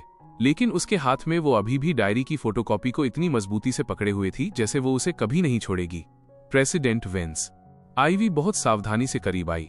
वेनेसा ने धीरे से अपना सिर उठाया, लेकिन उसकी नजरें कहीं खोई हुई थीं। काफी देर बाद उसकी नजरें आईवी के चेहरे पर टिकीं। आईवी। उसकी आवाज इतनी दबी हुई थी कि मुश्किल से सुनाई दे रही थी। क्या वो मुझसे नफरत करता था? क्या अंत में उसने मुझसे नफरत की? आईवी का दिल दुख उठा। वो नीचे झुकी और धीरे से वेनेसा के पास से खाली बोतल हटा दी। प्रेसिडेंट वेंस डायरी में जो लिखा था उसके आधार पर, मिस्टर नेट ने आपसे कभी नफरत नहीं की, बिल्कुल अंत में भी। वो बस यही चाहता था कि आप खुश रहें। खुश? वेनेसा ने धीमी आवाज में शब्द दोहराया। मैंने उसे खो दिया, मुझे खुश होने का क्या हक है? यह कहते ही उसने एक और बोतल की ओर हाथ बढ़ाया। आईवी ने उसका हाथ रोक दिया। प्रेसिडेंट वेंस, आप इस तरह जारी नहीं रख सकती। अगर मिस्टर नेट आपको इस तरह खुद को चोट पहुंचाते हुए देखते तो उन्हें स्वर्ग में कभी शांति नहीं मिलती। स्वर्ग? वेनेसा बुदबुदाई और उसके आंसू फिर से बह निकले। वो दर्द से कितना डरता था, वो कितना घबराया होगा, बिल्कुल अकेले जाते हुए। यहां तक कि एवर भी उसके पास नहीं था। उसके पास पकड़ने के लिए बस वही टेडी बेयर बचा था जो मम्मी ने उसे दिया था। वो आगे बोल नहीं पाई और खामोशी से सिसकने लगी। आइवी को काफी मेहनत के बाद वेनेसा को बेड तक ले जाना पड़ा। उसने उसे पानी पिलाया और देखा कि वेनेसा एक धुंधली सी नींद में चली गई, लेकिन नींद में भी उसकी भौहें तनी हुई थीं। आइवी ने एक गहरी आह भरी। वो जानती थी कि वेनेसा को वक्त चाहिए, लेकिन अगर वो ऐसी ही रही तो कंपनी और उसकी अपनी सेहत का क्या होगा। आने वाले दिनों में वेनेसा बिल्कुल बदल गई। उसने ऑफिस जाना बंद कर दिया और काम को हाथ तक नहीं लगाया। वह दिन भर विला में खुद को बंद रखती और सिर्फ शराब का सहारा लेती। वो शराब में डूबकर सब कुछ भूल जाना चाहती थी, लेकिन नशा जितना बढ़ता, नेट की यादें उतनी ही साफ होती जाती। बचपन में उसका सिस कहकर पीछे भागना, उसकी टीनेज की जिद्दी बातें, और फिर उसकी वो आखिरी इमेज जब वो रात के अंधेरे में उस मरे हुए पप्पी को थामे हुए बेबसी से रो रहा था। ह्यूगो, वो भाई जिसे उसने अडॉप्ट किया था, उसने विदेश से उसे वीडियो कॉल किया। स्क्रीन पर एक ऐसा चेहरा था जो कुछ हद तक नेट जैसा दिखता था, लेकिन उस पर वेनेसा के पैसे और लाड़ प्यार की चमक थी। जैसे ही वेनेसा ने उस चेहरे को देखा, उसके अंदर नफरत और गिल्ट की एक लहर उठी। वो आखिर कर क्या रही थी? क्या वो वाकई एक रिप्लेसमेंट ढूंढ रही थी? ये ह्यूगो के साथ भी नाइंसाफी थी, और नेट के लिए तो ये अपमान जैसा था। उसने अचानक अपना कंट्रोल खो दिया और स्क्रीन पर उस चिंतित चेहरे पर चिल्ला पड़ी, जिससे ह्यूगो बुरी तरह सहम गया। इसके कुछ समय बाद उसने ह्यूगो को एक बेहतरीन बोर्डिंग स्कूल भेजने का इंतजाम कर दिया और उसके लिए एक बड़ा ट्रस्ट फंड सेट कर दिया ताकि उसकी बाकी जिंदगी सुरक्षित रहे। उसने जो ईमेल भेजा उसमें सिर्फ एक लाइन थी, सॉरी ह्यूगो, मैं कभी एक अच्छी सिस्टर नहीं बन सकी, अपनी जिंदगी जियो। इस तरह उसने उस रिप्लेसमेंट से सारे रिश्ते तोड़ लिए, जैसे ऐसा करने से शायद वो अपने असली भाई के कर्ज को थोड़ा कम कर सके। कंपनी का बिजनेस गिरने लगा और शेयर होल्डर्स शिकायतें करने लगे। मीडिया में खबरें चलने लगीं कि प्रेसिडेंट वेंस अपने पर्सनल इश्यूज की वजह से मेंटल कोलैप्स का शिकार हो गई हैं। आइवी हर तरफ से दबाव में थी, लेकिन वो भी वेनेसा को उस दर्द और खुद को दोष देने के दलदल से बाहर नहीं निकाल सकी जिसमें वो धंस चुकी थी। टर्निंग पॉइंट तब आया जब एक देर रात, उस रात वेनेसा एक बार फिर लिविंग रूम के कारपेट पर नशे की हालत में गिर गई। नींद और जागने के बीच उसे लगा जैसे नेट ठीक उसके सामने खड़ा है। उसने एक साफ सफेद शर्ट पहनी थी और उसकी मुस्कान वैसी ही उज्जवल और गर्म थी जैसी उसके बचपन में हुआ करती थी। उसके पैरों के पास वो हल्के पीले रंग का छोटा कुत्ता एवर खुशी से अपनी पूंछ हिला रहा था। सिस, विजन में नेट ने धीरे से कहा, प्लीज खुद को इस तरह टॉर्चर करना बंद कर दो, ठीक है? वेनेसा ने बेबसी से हाथ बढ़ाया, लेकिन उसके हाथ में कुछ नहीं आया। आंसुओं ने तुरंत उसकी नजर धुंधली कर दी। आई एम सॉरी, तुम्हारी सिस्टर गलत थी। नेट की उस छवि ने अभी भी उतनी ही कोमलता से मुस्कुराते हुए कहा, मैंने कभी तुम्हें ब्लेम नहीं किया। ये देखकर कि तुम अब कितनी शानदार बन गई हो, मुझे वाकई बहुत खुशी होती है। मुझे तुम पर गर्व है सिस। प्लीज मेरा हिस्सा भी अपने साथ जियो, मेरे लिए अच्छे से रहो, मेरे लिए खुश भी रहो, यही मेरी सबसे बड़ी विश है। नेट, वेनेसा सिसकियों के बीच मुश्किल से ये शब्द बोल पाई। मुझसे प्रॉमिस करो सिस, मैंने तुमसे प्रॉमिस किया। मैं प्रॉमिस करती हूँ। वेनेसा चिल्लाई और कारपेट से झटके के साथ उठ बैठी, लेकिन लिविंग रूम खाली था। खिड़कियों से सिर्फ चांदनी अंदर आ रही थी। वहां नेट का कोई नामो निशान नहीं था। फिर भी वो सपना इतना डरावना और सजीव था जैसे नेट के शब्द अभी भी उसके कान के पास गूंज रहे हों। गहरे दुख की एक नई लहर उस पर हावी हो गई, लेकिन इस बार उस दुख के अंदर ताकत की एक हल्की पर अटूट किरण भी थी। वो सही था, बिल्कुल अंत में भी नेट बस यही चाहता था कि वो खुश रहे। अगर वो इसी तरह खुद को बर्बाद करती रही तो ऊपर से देख रहे नेट का दिल कितना टूट जाएगा। वो नेट को निराश नहीं कर सकती थी और वो उसके बलिदान को बेकार नहीं जाने दे सकती थी। अगली सुबह जल्दी जब आइवी फिर से उसी चिंता के साथ विला पहुंची तो वो ये देखकर हैरान रह गई कि वेनेसा पहले ही उठ चुकी थी। उसने शावर ले लिया था और साफ कपड़े पहन लिए थे। उसका चेहरा अभी भी पीला और थका हुआ था, लेकिन उसकी आंखों का खालीपन गायब था। उसकी जगह एक सख्त स्पष्टता और संकल्प था। आइवी, जो भी बेस्ट प्राइवेट डॉक्टर मिल सके उससे कांटेक्ट करो। मुझे फुल मेडिकल चेकअप करवाना है और बोर्ड को नोटिफाई कर दो। हम आज दोपहर एक वीडियो मीटिंग कर रहे हैं। प्रेसिडेंट वेंस, आप। आइवी अभी बोल ही रही थी कि वेनेसा ने उसे बीच में ही टोक दिया। मैं अब ठीक हूं। उसकी नजर खिड़की के बाहर चमकती धूप पर टिक गई। या यूं कहें कि मुझे नेट के लिए और अपने प्रायश्चित अटोनमेंट के लिए ठीक होना ही होगा। गजब की इच्छा शक्ति के साथ वेनेसा ने खुद को दोबारा खड़ा करना शुरू किया। उसने इलाज में पूरा सहयोग किया और शराब छोड़ दी। उसने खुद को खाने, सोने और एक नॉर्मल लाइफ की पटरी पर वापस लाने के लिए मजबूर किया। वो वापस काम में जुट गई, कंपनी के मामलों को पहले से भी ज्यादा अनुशासन और एफिशिएंसी के साथ संभालने लगी। बहुत जल्दी उसने कंपनी की गिरती हालत को संभाल लिया। लेकिन जो भी उसे जानता था वो बता सकता था कि वो प्रेसिडेंट वेन्स, जिसके अंदर कभी थोड़ी गर्माहट हुआ करती थी, अब जा चुकी है। अब वो एक सटीक और बेरहम मशीन की तरह थी, जैसे सिर्फ अंतहीन काम ही उसके अंदर के खालीपन को भर सकता हो। लेकिन काम के अलावा उसने एक गुप्त और दर्दनाक खोज भी शुरू की। वो नेट के जीवन के आखिरी दौर की हर निशानी को वापस पाना चाहती थी। वो जानना चाहती थी कि उसके भाई ने उन 5 महीनों में कैसे सरवाइव किया जब वो उसकी लाइफ से गायब थी। इसलिए सबसे पहले उसने आईवी से उस औरत समर को ट्रैक करने के लिए कहा। ऑनलाइन पोस्ट करने वाली उस औरत समर से वेनेसा ने आखिरकार एक शांत कैफे के प्राइवेट रूम में मुलाकात की। समर की पर्सनालिटी में सड़कों पर रहने वाली एक सख्ती और बेबाकी थी। वेनेसा को देखकर उसके चेहरे पर मिले जुले भाव थे, सहानुभूति भी, दोष भी और एक हल्की सी राहत भी कि आखिरकार ये दिन आ ही गया। समर ने एक शांत आह भरी और कहा, प्रेसिडेंट वेंस, आखिरकार आप आ ही गईं। मैंने पहले आपसे मिलने की कोशिश की थी, लेकिन आपकी असिस्टेंट ने मुझे रोक दिया। उस वक्त मुझे लगा था कि आपको अब नेट की कोई परवाह नहीं है। मुझे परवाह थी। वेनेसा की आवाज धीमी थी और उसमें एक ऐसी कपकपी थी जिसे वो छुपा नहीं सकी। मैं बस अंधी और बेवकूफ थी। प्लीज मुझे सब कुछ बताइए, नेट के बारे में हर एक बात। समर ने अपने सामने बैठी उस औरत को देखा जो बाहर से पावरफुल दिख रही थी, पर जिसकी आंखों में अथाह दुख था। आखिर में उसका दिल पिघल गया। समर ने बिल्कुल शुरुआत से कहानी सुनानी शुरू की, अर्बन विलेज के उस गंदे और टूटे फूटे इन से लेकर नेट की मासूमियत और उसकी जिद तक। उसने बताया कि कैसे बीमारी बढ़ने पर वो खून की खांसी करता था, पर फिर भी हॉस्पिटल जाने से मना कर देता था। समर ने बताया कि कैसे उसने बार बार दबाव डाला, तब जाकर उसे पता चला कि नेट को लाइलाज बीमारी, टर्मिनली इल है। उसने वेनेसा को यह भी बताया कि वो अपनी सारी जमा पूंजी नेट के इलाज में लगाने के लिए तैयार थी। वो बहुत ज्यादा समझदार था, समर ने कहा, इतना समझदार कि उसे देखना भी दर्द देता था। समर की आंखें लाल हो गईं और उसकी आवाज कांपने लगी। वो बार बार कहता था कि वो मुझे नीचे नहीं खींच सकता।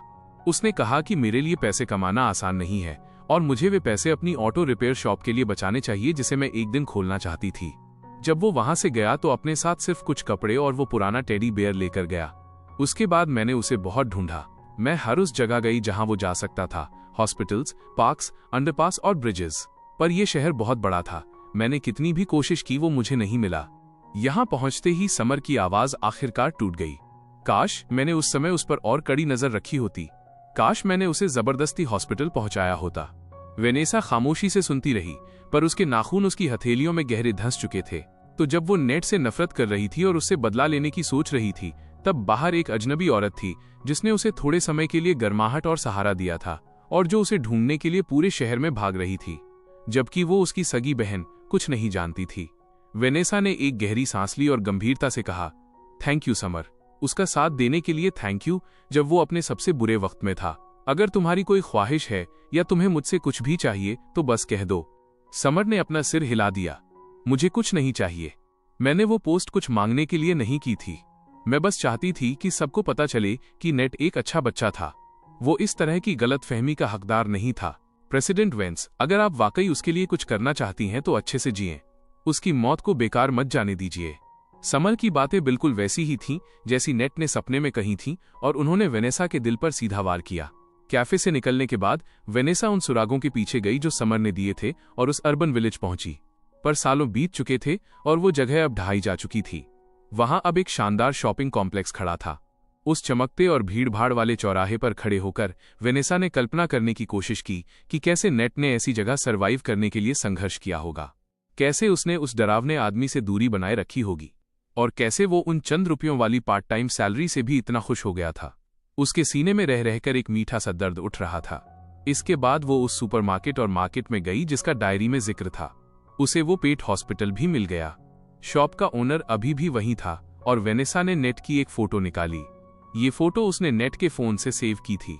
17 साल का नेट बिना किसी फिक्र के मुस्कुराता हुआ, उजला और दिल दहला देने वाली हद तक जिंदा। ओनर ने फोटो को काफी देर तक देखा और फिर अपना सिर हिला दिया। यहाँ हर दिन इतने सारे पेट्स आते हैं, मुझे ठीक से याद नहीं। लेकिन वेनेसा ने हार मानने से मना कर दिया और एवर का डिटेल में डिस्क्रिप्शन देना शुरू किया। एक हल्का पीला कुत्ता जिसकी टांग में चोट थी। ओनर ने अपनी भौहें सिकोड़ी और काफी देर सोचने के बाद हिचकिचाते हुए जवाब दिया, मुझे कुछ कुछ याद तो आ रहा है, पर अब डिटेल्स धुंधली हो गई हैं। वेनेसा ने हिम्मत नहीं हारी। उसने अपने कनेक्शंस का इस्तेमाल करके उस पुलिस ऑफिसर का पता लगाया जिसने उस वक्त नेट का केस संभाला था। वो बूढ़ा ऑफिसर अब रिटायरमेंट के करीब था, पर उस केस ने उस पर गहरी छाप छोड़ी थी। वो खुद वेनेसा को नदी के पास उस छोटे से बाग में ले गया जहां नेट की बॉडी मिली थी।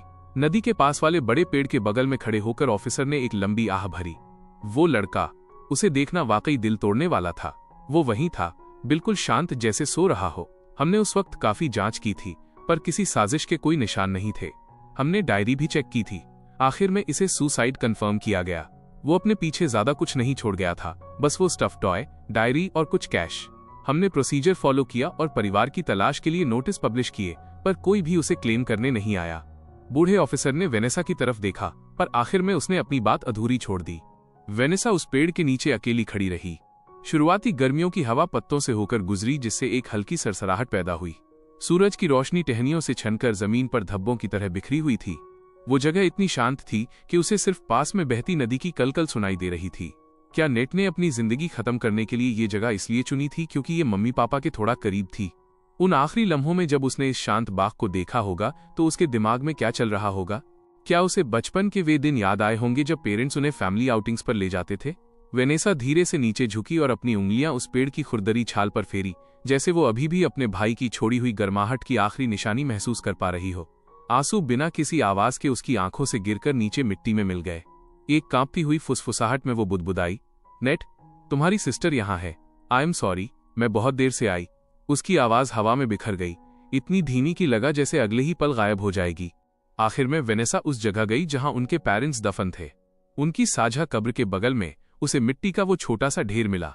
डायरी के हिसाब से यही वो जगह थी जहां एवर को दफनाया गया था। उस छोटे से ढेर पर अब घास उग आई थी और कुछ बेनाम जंगली फूल खिल रहे थे। उसने धीरे धीरे सावधानी से उसके आसपास की घास साफ की। फिर एवर की उस नन्ही कब्र के बगल में उसने खुद एक छोटा और नाजुक कलश दफनाया। उसके अंदर असली डायरी की राख थी। उसे क्रीमेट करने के बाद उसने मांगा था। किसी से विशेष तरीकों का इस्तेमाल करके डायरी को साफ और पूरी तरह से क्रीमेट करने के लिए कहा। फिर वो उन राख को खुद यहां वापस ले आई। उस छोटे से ढेर को धीरे से सहलाते हुए उसने धीमी आवाज में कहा, एवर, उन आखिरी दिनों में नेट के साथ रहने के लिए तुम्हारा शुक्रिया, और अब प्लीज उसके साथ और मम्मी पापा के साथ यहीं रहना, ठीक है? ये सब करने के बाद वेनेसा अपने पेरेंट्स की कब्र के सामने खड़ी हुई। कब्र के पत्थर पर लगी फोटो में उन दो दयालु चेहरों को देखते हुए उसने 3 बार गहरा झुककर प्रणाम किया। उसकी आवाज शांत थी, लेकिन उसमें एक अटूट दृढ़ता थी। Mummy papa, I am sorry, मैं अपने भाई का ख्याल रखने में नाकाम रही, लेकिन मैं आपसे वादा करती हूँ कि अब से मैं नेट का हिस्सा भी अपने साथ लेकर अच्छी तरह से जीऊंगी, और मैं अपनी जिंदगी में कुछ ऐसा करूंगी जिससे नेट की मौत बेमतलब न रहे। शहर लौटने के बाद वेनेसा ने एक बड़ा फैसला लिया। उसने एक प्रेस कॉन्फ्रेंस बुलाई। वहां उसने अनाउंस किया कि वो अपनी ज्यादातर पर्सनल एसेट्स एक नई charity, net and ever foundation में डाल देगी। यह फाउंडेशन 2 मुख्य दिशाओं में काम करेगा। पहला, ये गरीब परिवारों के टीनेज कैंसर पेशेंट्स के मेडिकल खर्चे उठाएगा और उन्हें साइकोलॉजिकल केयर देगा। दूसरा, ये आवारा जानवरों को रेस्क्यू करेगा और एक व्यवस्थित शेल्टर और अडॉप्शन सिस्टम बनाएगा। उस प्रेस कॉन्फ्रेंस में वेनेसा ने पहली बार अपने भाई नेट के बारे में पब्लिकली बात की। वो ज्यादा डिटेल्स में नहीं गई। उसने बस इतना कहा, मेरे भाई नेट को अपनी जिंदगी के दौरान अजनबियों से दया मिली थी, और उसने जिंदगी की क्रूरता, नाजुकता और कठिनाई को भी करीब से महसूस किया था।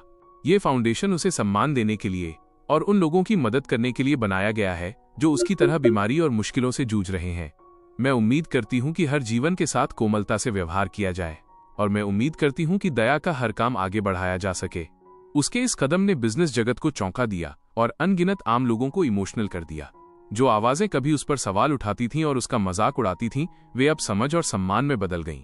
आखिरकार लोगों को समझ आया कि प्रेसिडेंट वेन्स की ठंडी छवि के पीछे इतना गहरा जख्म और दर्द से निकला हुआ प्रायश्चित छिपा था। फाउंडेशन का काम जल्दी ही पूरी ताकत के साथ शुरू हो गया। वेनेसा ने लगभग सब कुछ खुद संभाला, प्रोजेक्ट्स और फैसलों का व्यक्तिगत रूप से रिव्यू किया। वो हॉस्पिटल में उन बच्चों से मिलने जाती थी जिन्हें सपोर्ट मिल रहा था। वो रेस्क्यू सेंटर्स में अडॉप्शन का इंतजार कर रहे आवारा जानवरों को देखने भी जाती थी। इस प्रोसेस के दौरान उसके चेहरे पर कभी कभी सच्ची कोमलता के भाव लौटने लगे।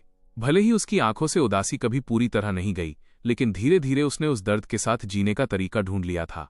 वो अक्सर फाउंडेशन द्वारा सपोर्टेड एक चिल्ड्रन हॉस्पिटल जाती थी। वहां वो वार्डों के बाहर चुपचाप बैठकर उन बच्चों को बीमारी के खिलाफ बहादुरी से लड़ते हुए देखती थी। एक बार वो एक छोटे लड़के से मिली जो उसी बीमारी से जूझ रहा था जो नेट को थी। कीमोथेरेपी की वजह से उसके सारे बाल उड़ चुके थे, पर फिर भी वो एक उज्जवल और जिद्दी उम्मीद के साथ उसे देखकर मुस्कुराया। उस पल वेनेसा को लगा जैसे वो नेट को फिर से एक बच्चे के रूप में देख रही हो। वह आगे बढ़ी और धीरे से उस लड़के का सिर सहलाया। फिर उसने उसकी बाहों में एक बिल्कुल नया मोटरसाइकिल मॉडल थमा दिया। उस छोटे लड़के के चेहरे पर जो सच्ची खुशी चमकी, उसने वेनेसा के दिल की जमी हुई झील में गर्माहट की एक छोटी सी लहर पैदा कर दी। उसने फिर से समर की मदद करने की कोशिश की, उसे एक ऑटो रिपेयर शॉप के लिए इन्वेस्ट करने और उसका पुराना सपना पूरा करने का ऑफर दिया। लेकिन समर ने फिर से मना कर दिया। प्रेसिडेंट वेंस, मैं आपकी दया की कदर करती हूँ, लेकिन मैं अभी भी अपने दोनों हाथों से अपने खुद के पैसे कमाना चाहती हूँ। वो उसी सहज और बेबाक अंदाज में मुस्कुराई। तब तक समर फाउंडेशन में एक वॉलंटियर बन चुकी थी। वो वहां आवारा जानवरों के रेस्क्यू के काम में मदद करती थी और उसे महसूस होता था कि ये जिंदगी अपने आप में पूरी है। शायद नेट भी यही सबसे ज्यादा देखना चाहता, हम सबका अपनी अपनी तरह से अच्छी तरह जीना। वेनेसा ने उसे और मजबूर नहीं किया। उसने समर की पसंद का सम्मान किया और अपने दिल की गहराई से वो इस बात के लिए शुक्रगुजार थी कि किस्मत ने कम से कम उसके भाई को उसके आखिरी वक्त में एक ऐसे वफादार इंसान से मिलने का मौका दिया। उस वक्त वो हमेशा कहा करता था कि सोया सॉस में डूबे हुए सादे बन्स दुनिया का सबसे शानदार खाना है। समर ने खिड़की के बाहर देखा। उसकी आवाज शांत और स्थिर थी, लेकिन मैं सच जानती थी, ऐसा नहीं था कि उसे वाकई वो बहुत टेस्टी लगता था। वो बस इतना भूखा था कि उसके पास कोई और चारा नहीं था। और फिर भी हर बार जब वो इसके बारे में बात करता, उसकी आंखें ऐसे चमक उठती जैसे वो कोई शाही दावत खा रहा हो। वेनेसा वहां उसके बगल में बैठी खामोशी से सुनती रही। उसे खुद को फूट फूट कर रोने से रोकने के लिए अपनी हथेलियों में नाखून गड़ाने पड़े, क्योंकि इस तरह की डिटेल्स डायरी में लिखे शब्दों से कहीं ज्यादा गहरी थीं और वे और भी ज्यादा दर्द देती थीं, उसके दिल पर चलती किसी कुंद आरी की तरह। अब उसे वाकई समझ आया कि कैसे नेट ने कड़ाके की ठंड में ठंडे पानी के साथ सादे बंस खाकर वक्त गुजारा होगा। अब उसे समझ आया कि कैसे वो दर्द से कांपते हुए बेड के कोने में सिमट जाता था, फिर भी खुद को कोई आवाज न निकालने के लिए मजबूर करता था। और अब उसे समझ आया कि कैसे उस छोटे कुत्ते एवर ने अपने सबसे टूटे हुए लम्हों में उसकी गीली जीभ से उसके आंसू पहुंचे होंगे। उसने समर से उस अर्बन विलेज का एड्रेस लिया जहां नेट कभी रहता था। भले ही वो जगह बहुत पहले ढहाई जा चुकी थी और वहां ऊंची इमारतें खड़ी हो गई थी, फिर भी वो समय समय पर खुद वहां ड्राइव करके जाती, सड़क किनारे गाड़ी पार्क करती और बस वहां बैठी रहती। वो बस वहां बैठकर उन नई बनी इमारतों को देखती रहती और कल्पना करती कि कैसे नेट ने अपने उस मरते हुए शरीर को वहां घसीटा होगा और किसी तरह वहां सरवाइव करने के लिए खुद को मजबूर किया होगा। ऑफिस में वो अभी भी सब कुछ परफेक्ट तरीके से संभालती थी, लेकिन उसके अंदर की वो पुरानी बेरहमी और हर चीज को निगल लेने वाली होड़ अब फीकी पड़ गई थी। उसने धीरे धीरे हर छोटी डिटेल को खुद कंट्रोल करने के बजाय दूसरों को पावर देना शुरू कर दिया। बाहर लोग कहते थे कि अपने भाई के साथ जो हुआ उसके बाद प्रेसिडेंट वेंस ने अब सब कुछ समझ लिया है और खुद को पूरी तरह चैरिटी के लिए समर्पित कर दिया है। सिर्फ आइवी जानती थी कि वेनेसा को अंदर से कभी सच्ची शांति नहीं मिली। उसकी स्टडी में डायरी की फोटोकॉपी इतनी बार पढ़ी गई थी कि उसके किनारे घिसकर नरम पड़ गए थे। उसके बगल में डॉक्यूमेंट्स के ऊंचे ढेर लगे थे, लीवर कैंसर का इलाज, end of life care, psychological intervention, हर तरह का मटेरियल जिसकी कल्पना की जा सकती थी। ऐसा लगता था जैसे उसने अपनी जिंदगी को एक कभी न खत्म होने वाले रिसर्च प्रोजेक्ट में बदल दिया हो, और उस प्रोजेक्ट का सब्जेक्ट वो छोटा भाई था जिसे उसने बहुत गहरा धोखा दिया था। नेट, ऐसा लग रहा था जैसे वो अपने दिमाग में बार बार उस अतीत को सुधारने की कोशिश कर रही हो जिसे कभी सुधारा नहीं जा सकता। इससे पहले कि किसी को एहसास होता, समय तेजी से बीत गया। उस डायरी लाइव स्ट्रीम को 3 साल बीत चुके थे जिसने पूरे देश को हिलाकर रख दिया था। नेट एंड एवर फाउंडेशन अब तक हजारों परिवारों की मदद कर चुका था। वेनेसा को खुद इसके लिए कई सम्मान मिले थे, लेकिन एक बारिश वाली दोपहर उसे अचानक विदेश से एक फोन आया। ये ह्यूगो था, वो छोटा भाई जिसे उसने कभी अडॉप्ट किया था। फोन की दूसरी तरफ ह्यूगो की आवाज हिचकिचाती हुई और डरी हुई थी। मैं उस घर में कुछ पुरानी चीजें सेट कर रहा था जो उसने विदेश में छोड़ा था, और मुझे स्टोरेज में गहराई में छुपा हुआ एक फोटो एल्बम मिला। यह नेट के बचपन की तस्वीरों से भरा हुआ है, और वहां डायरी के कुछ पुराने पेज भी थे जो आपने तब लिखे थे जब आप छोटी थीं। वे पेज जो आपने कभी किसी को नहीं दिखाए। उन्हें पढ़ने के बाद मुझे एहसास हुआ कि शायद कुछ ऐसी चीजें हैं जो आप भी भूल चुकी हैं। ये मम्मी और पापा की मौत के ठीक पहले और बाद के समय के बारे में है। ऐसे सच जो धुंधले हैं, जिन्हें जानबूझकर छुपाया गया है। वेनेसा का हाथ फोन पर थोड़ा कांपा। खिड़की के बाहर बारिश की बूंदें कांच पर टपक रही थीं, जिससे उसका सीना बेचैनी से भारी हो गया। उसने ह्यूगो से सब कुछ तुरंत वापस भेजने को कहा। कुछ दिनों बाद पैकेज आ गया। फोटो एल्बम के साथ कुछ पीले पड़ चुके पेज थे। वे नोट्स थे जो वेनेसा ने अपनी टीनेज के दौरान लिखे थे। हैंडराइटिंग तीखी और जल्दबाजी में लिखी गई थी, जिससे साफ पता चलता था कि उस वक्त वो कितनी परेशान थी। उनमें उसके पेरेंट्स के कार एक्सीडेंट से ठीक एक रात पहले का जिक्र था। उस रात घर में एक भयानक बहस हुई थी। वजह कंपनी का एक बड़ा फैसला था। उसके पिता उस पर दांव लगाने के लिए तैयार थे और उसकी मां उनका साथ दे रही थी। लेकिन छोटी वेनेसा ने अपनी पूरी ताकत से इसका विरोध किया था, यहां तक कि कड़वे शब्द भी कहे थे। अगर आप ऐसा करेंगे तो आप इस पूरे परिवार को ले डूबेंगे। वे डायरी के पेज पेरेंट्स के जिद्दी फैसले के प्रति उसकी नफरत और भविष्य के डर से भरे हुए थे। और बिल्कुल आखिरी लाइन में लिखा था, अगर ये परिवार एक दिन कभी टूटा तो ये पक्का उनकी ही गलती होगी। वक्त के नीचे दबे वे शब्द किसी जंग लगी चाबी की तरह थे, और एक ही क्रूर पल में उन्होंने वेनेसा की यादों का एक दरवाजा खोल दिया। एक ऐसा दरवाजा जिसे उसने अपनी पूरी ताकत से बंद कर रखा था। वो तुरंत कुर्सी पर ढह गई। उसके पूरे शरीर पर ठंडा पसीना आने लगा। तभी उसे आखिरकार याद आया कि जिस दिन उनके पेरेंट्स की मौत हुई थी, क्योंकि एक रात पहले उनकी बहुत भयानक बहस हुई थी, वो उन्हें विदा करने तक नहीं गई थी। और बाद के इन सभी सालों में दुख और गिल्ट के बोझ ने उसे उस बदसूरत याद को चुनने के लिए मजबूर कर दिया था। उसे बस इतना याद था कि उसके पेरेंट्स उसके साथ कितने अच्छे थे और वो खुद उस वक्त कितनी बेबस महसूस कर रही थी। तो जब नेट अकेले अपनी बीमारी झेल रहा था, उसके सबकॉन्शियस के अंदर वो अपने पेरेंट्स की मौत का गिल्ट भी ढो रही थी। उसे हमेशा लगा कि नेट का जाना उसकी अपनी कमजोरी की सजा थी। उसने कभी ये नहीं सोचा था कि शायद ये उन क्रूर शब्दों का किस्मत द्वारा दिया गया जवाब था जो उसने उस रात कहे थे। गिल्ट की वे परतें उसे लगभग कुचलने वाली थीं। उसने खुद को 2 दिनों तक अपनी स्टडी में बंद रखा। जब वो आखिरकार बाहर आई तो उसने आईवी से सिर्फ एक बात कही, मैं नेट, एवर, मम्मी और पापा से मिलने जा रही हूँ। सिमेट्री में नेट और एवर की साझा कब्र उनके पेरेंट्स की कब्र के ठीक बगल में थी। ये अरेंजमेंट उसने खुद बाद में करवाया था। फोटो में लड़के की मुस्कान अभी भी उतनी ही उज्जवल थी और एवर आज्ञाकारी बनकर उसके पैरों के पास बैठा था। वेनेसा बूंदाबांदी के बीच बिना छाते के ब्लैक कोट पहने वहां खड़ी थी। उसने काफी देर तक उस फोटो को देखा, फिर धीरे से घुटनों के बल बैठ गई। वो रोई नहीं, उसने बस अपना हाथ बढ़ाया और फोटो से पानी की बूंदें धीरे से पोंछ दी। नेट, मुझे लगता है कि तुम्हारी सिस्टर को अब कुछ समझ आया है। इतने समय तक मैं यही सोचती रही कि मैंने तुम्हें इसलिए खो दिया क्योंकि मैं काफी अच्छी नहीं थी, लेकिन अब पीछे मुड़कर देखती हूँ तो लगता है कि इसकी शुरुआत शायद उससे भी पहले हो गई थी। शायद हमारा परिवार पहले ही एक ऐसे रास्ते पर ढकेल दिया गया था जहां से वापस मुड़ना मुश्किल था। पापा उस जुए गैम्बल पर अड़े रहे और मम्मी उनके साथ खड़ी रहीं। मैं तब बहुत छोटी थी, बहुत लापरवाह थी, और फिर बाद में तुम्हारी वो शापित बीमारी आ गई। सब कुछ इस तरह उलझ गया कि वो वैसा बन गया जैसा वो बना। तुम्हारी सिस्टर गलत थी, मैं गलत थी क्योंकि मैं तब बहुत छोटी थी और मैंने ऐसी बातें कहीं जिन्हें माफ नहीं किया जा सकता। मैं गलत थी क्योंकि बाद के सालों में मैं खुद को साबित करने के जुनून में इतनी पागल थी कि मैंने तुम्हारी उस नासमझ और दिल तोड़ने वाली एक्टिंग को नहीं पहचाना। और मैं गलत थी क्योंकि सच जानने के बाद मुझे सिर्फ खुद को टॉर्चर करना आता था। मैं तुम्हारी आखिरी विश लगभग भूल ही गई थी। तुमने कहा था कि तुम चाहते हो कि तुम्हारी सिस्टर अपनी बाकी जिंदगी खुश रहे, लेकिन इससे पहले मुझे हमेशा लगा कि ये नामुमकिन है। यहां वो रुकी। बारिश उसके बालों से बह रही थी और उन आंसुओं में मिल रही थी जिन्हें वो अब और नहीं रोक सकती थी। लेकिन अब मैं कोशिश करना चाहती हूँ। मैं तुम्हारे लिए नेट एंड एवर फाउंडेशन का ख्याल रखती रहूंगी। मैं तुम्हारी तरह और भी बच्चों की मदद करूंगी और मैं कंपनी चलाती रहूंगी। इसे एक ऐसी जगह बनाऊंगी जो वाकई ज्यादा लोगों की मदद कर सके। मैं उस जिंदगी को भी सच में अपनाने की कोशिश करूंगी जो अब मेरे पास है, और इसमें ह्यूगो भी शामिल है। उस लड़के के लिए भी ये आसान नहीं रहा है। नेट, शायद मैं अपनी बाकी जिंदगी खुद को पूरी तरह माफ न कर सकूं, लेकिन मैं तुमसे ये वादा करती हूँ, मैं अब खुद को पास्ट में दफन नहीं करूंगी। मैं तुम्हारी यादों को अपने साथ लेकर अच्छे से, गंभीरता से और पूरी तरह से जीऊंगी, क्योंकि मुझे लगता है कि शायद तुम वाकई सिर्फ यही देखना चाहते थे, है ना? उसने अपना सिर उस ठंडी कब्र के पत्थर पर धीरे से टिका दिया, जैसे वो शायद जीवन और मृत्यु के उस पार से कोई जवाब सुन सके। बारिश धीरे धीरे थम गई और बादलों को चीरकर सूरज की एक हल्की किरण सिमेट्री में फैल गई। उसने अभी अभी जो सफेद गुलदाउदी क्रिसैंथेमम्स वहां रखे थे, वे चमक उठे और पंखुड़ियों पर बारिश की बूंदें जगमगाने लगीं। वेनेसा धीरे से खड़ी हुई, अपने भाई की फोटो को एक आखिरी बार देखा और मुड़ गई।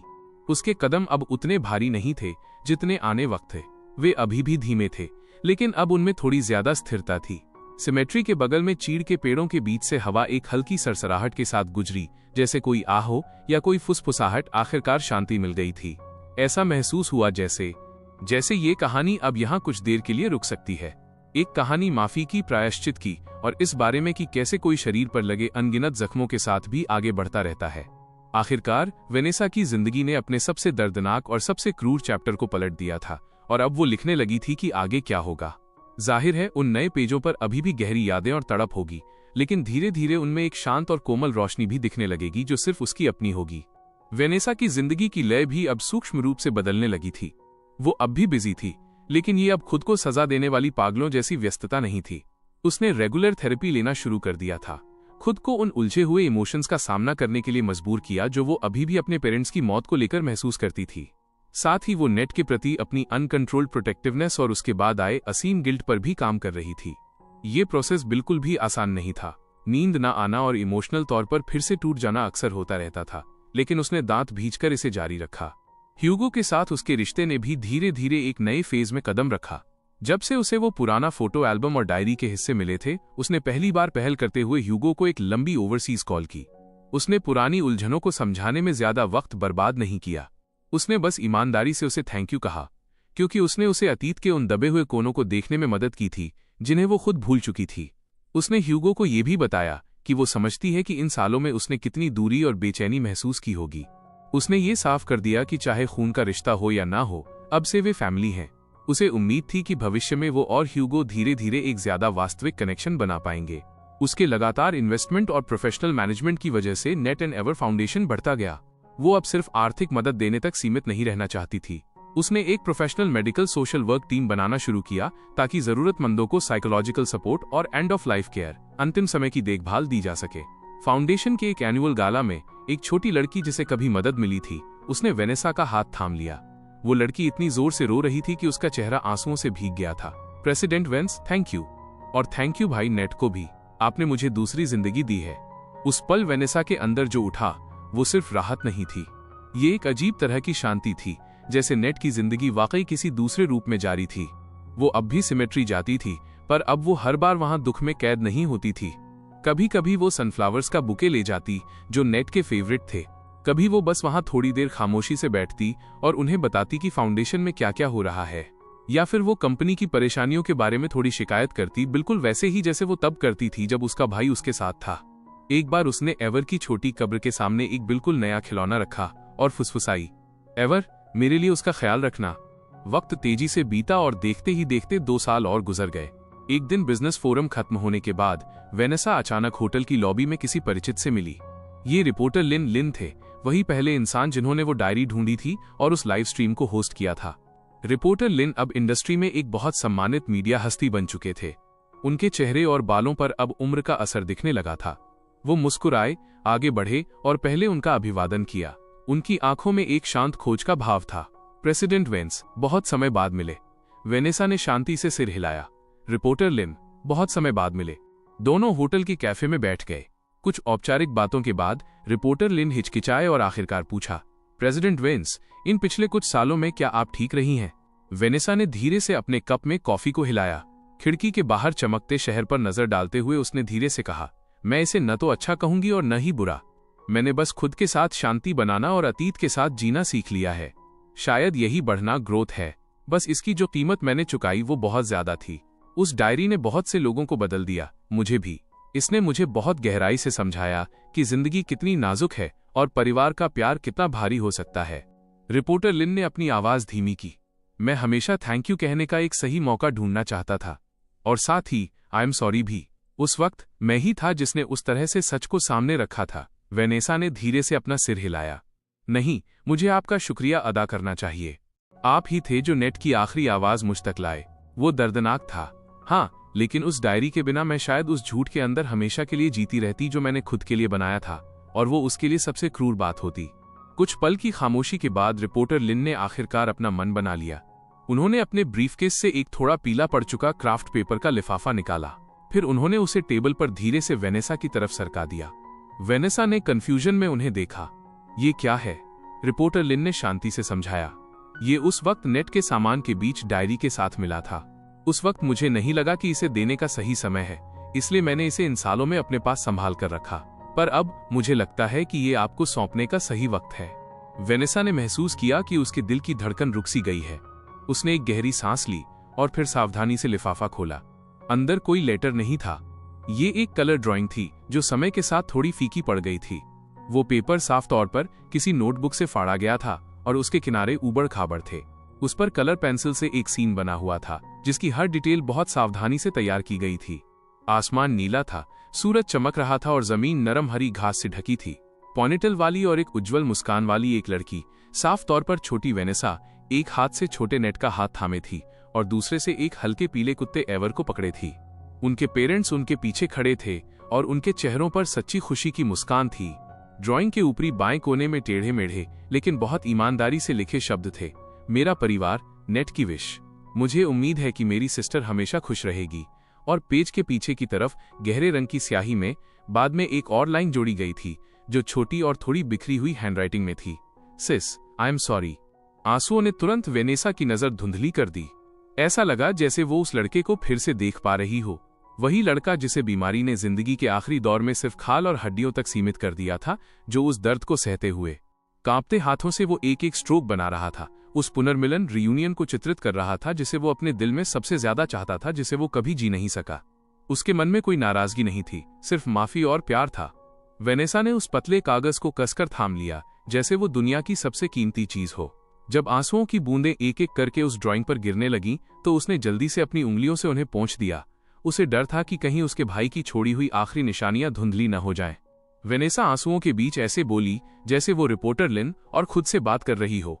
वो पूरे समय सिर्फ मेरे बारे में ही सोच रहा था। रिपोर्टर लिन की आंखें लाल थीं और उन्होंने शांति से सिर हिलाया। उस रात वेनेसा ने उस ड्राइंग को सावधानी से फ्रेम करवाया। फिर उसने उसे अपनी स्टडी में डायरी की फोटोकॉपी के बगल में रख दिया। वो काफी देर तक उनके सामने खड़ी रही। आने वाले दिनों में वेनेसा वही प्रेसिडेंट वेन्स बनी रही जो बिजनेस की दुनिया को हिला सकती थी।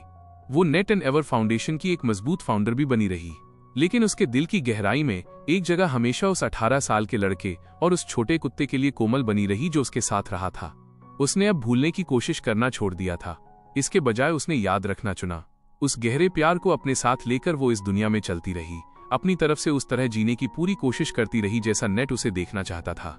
वो जानती थी कि जिंदगी के बारिश वाले मौसम फिर से आ सकते हैं, लेकिन अपने दिल में उसने अपने लिए और नेट के लिए भी एक शाश्वत, इटर्नल और गर्म छतरी खोल ली थी। इस कहानी का अंत पूरी तरह से सुखद, हैप्पी एंडिंग नहीं था, लेकिन कम से कम यह एक ऐसी पूर्णता तक पहुंचा जो वास्तविक थी।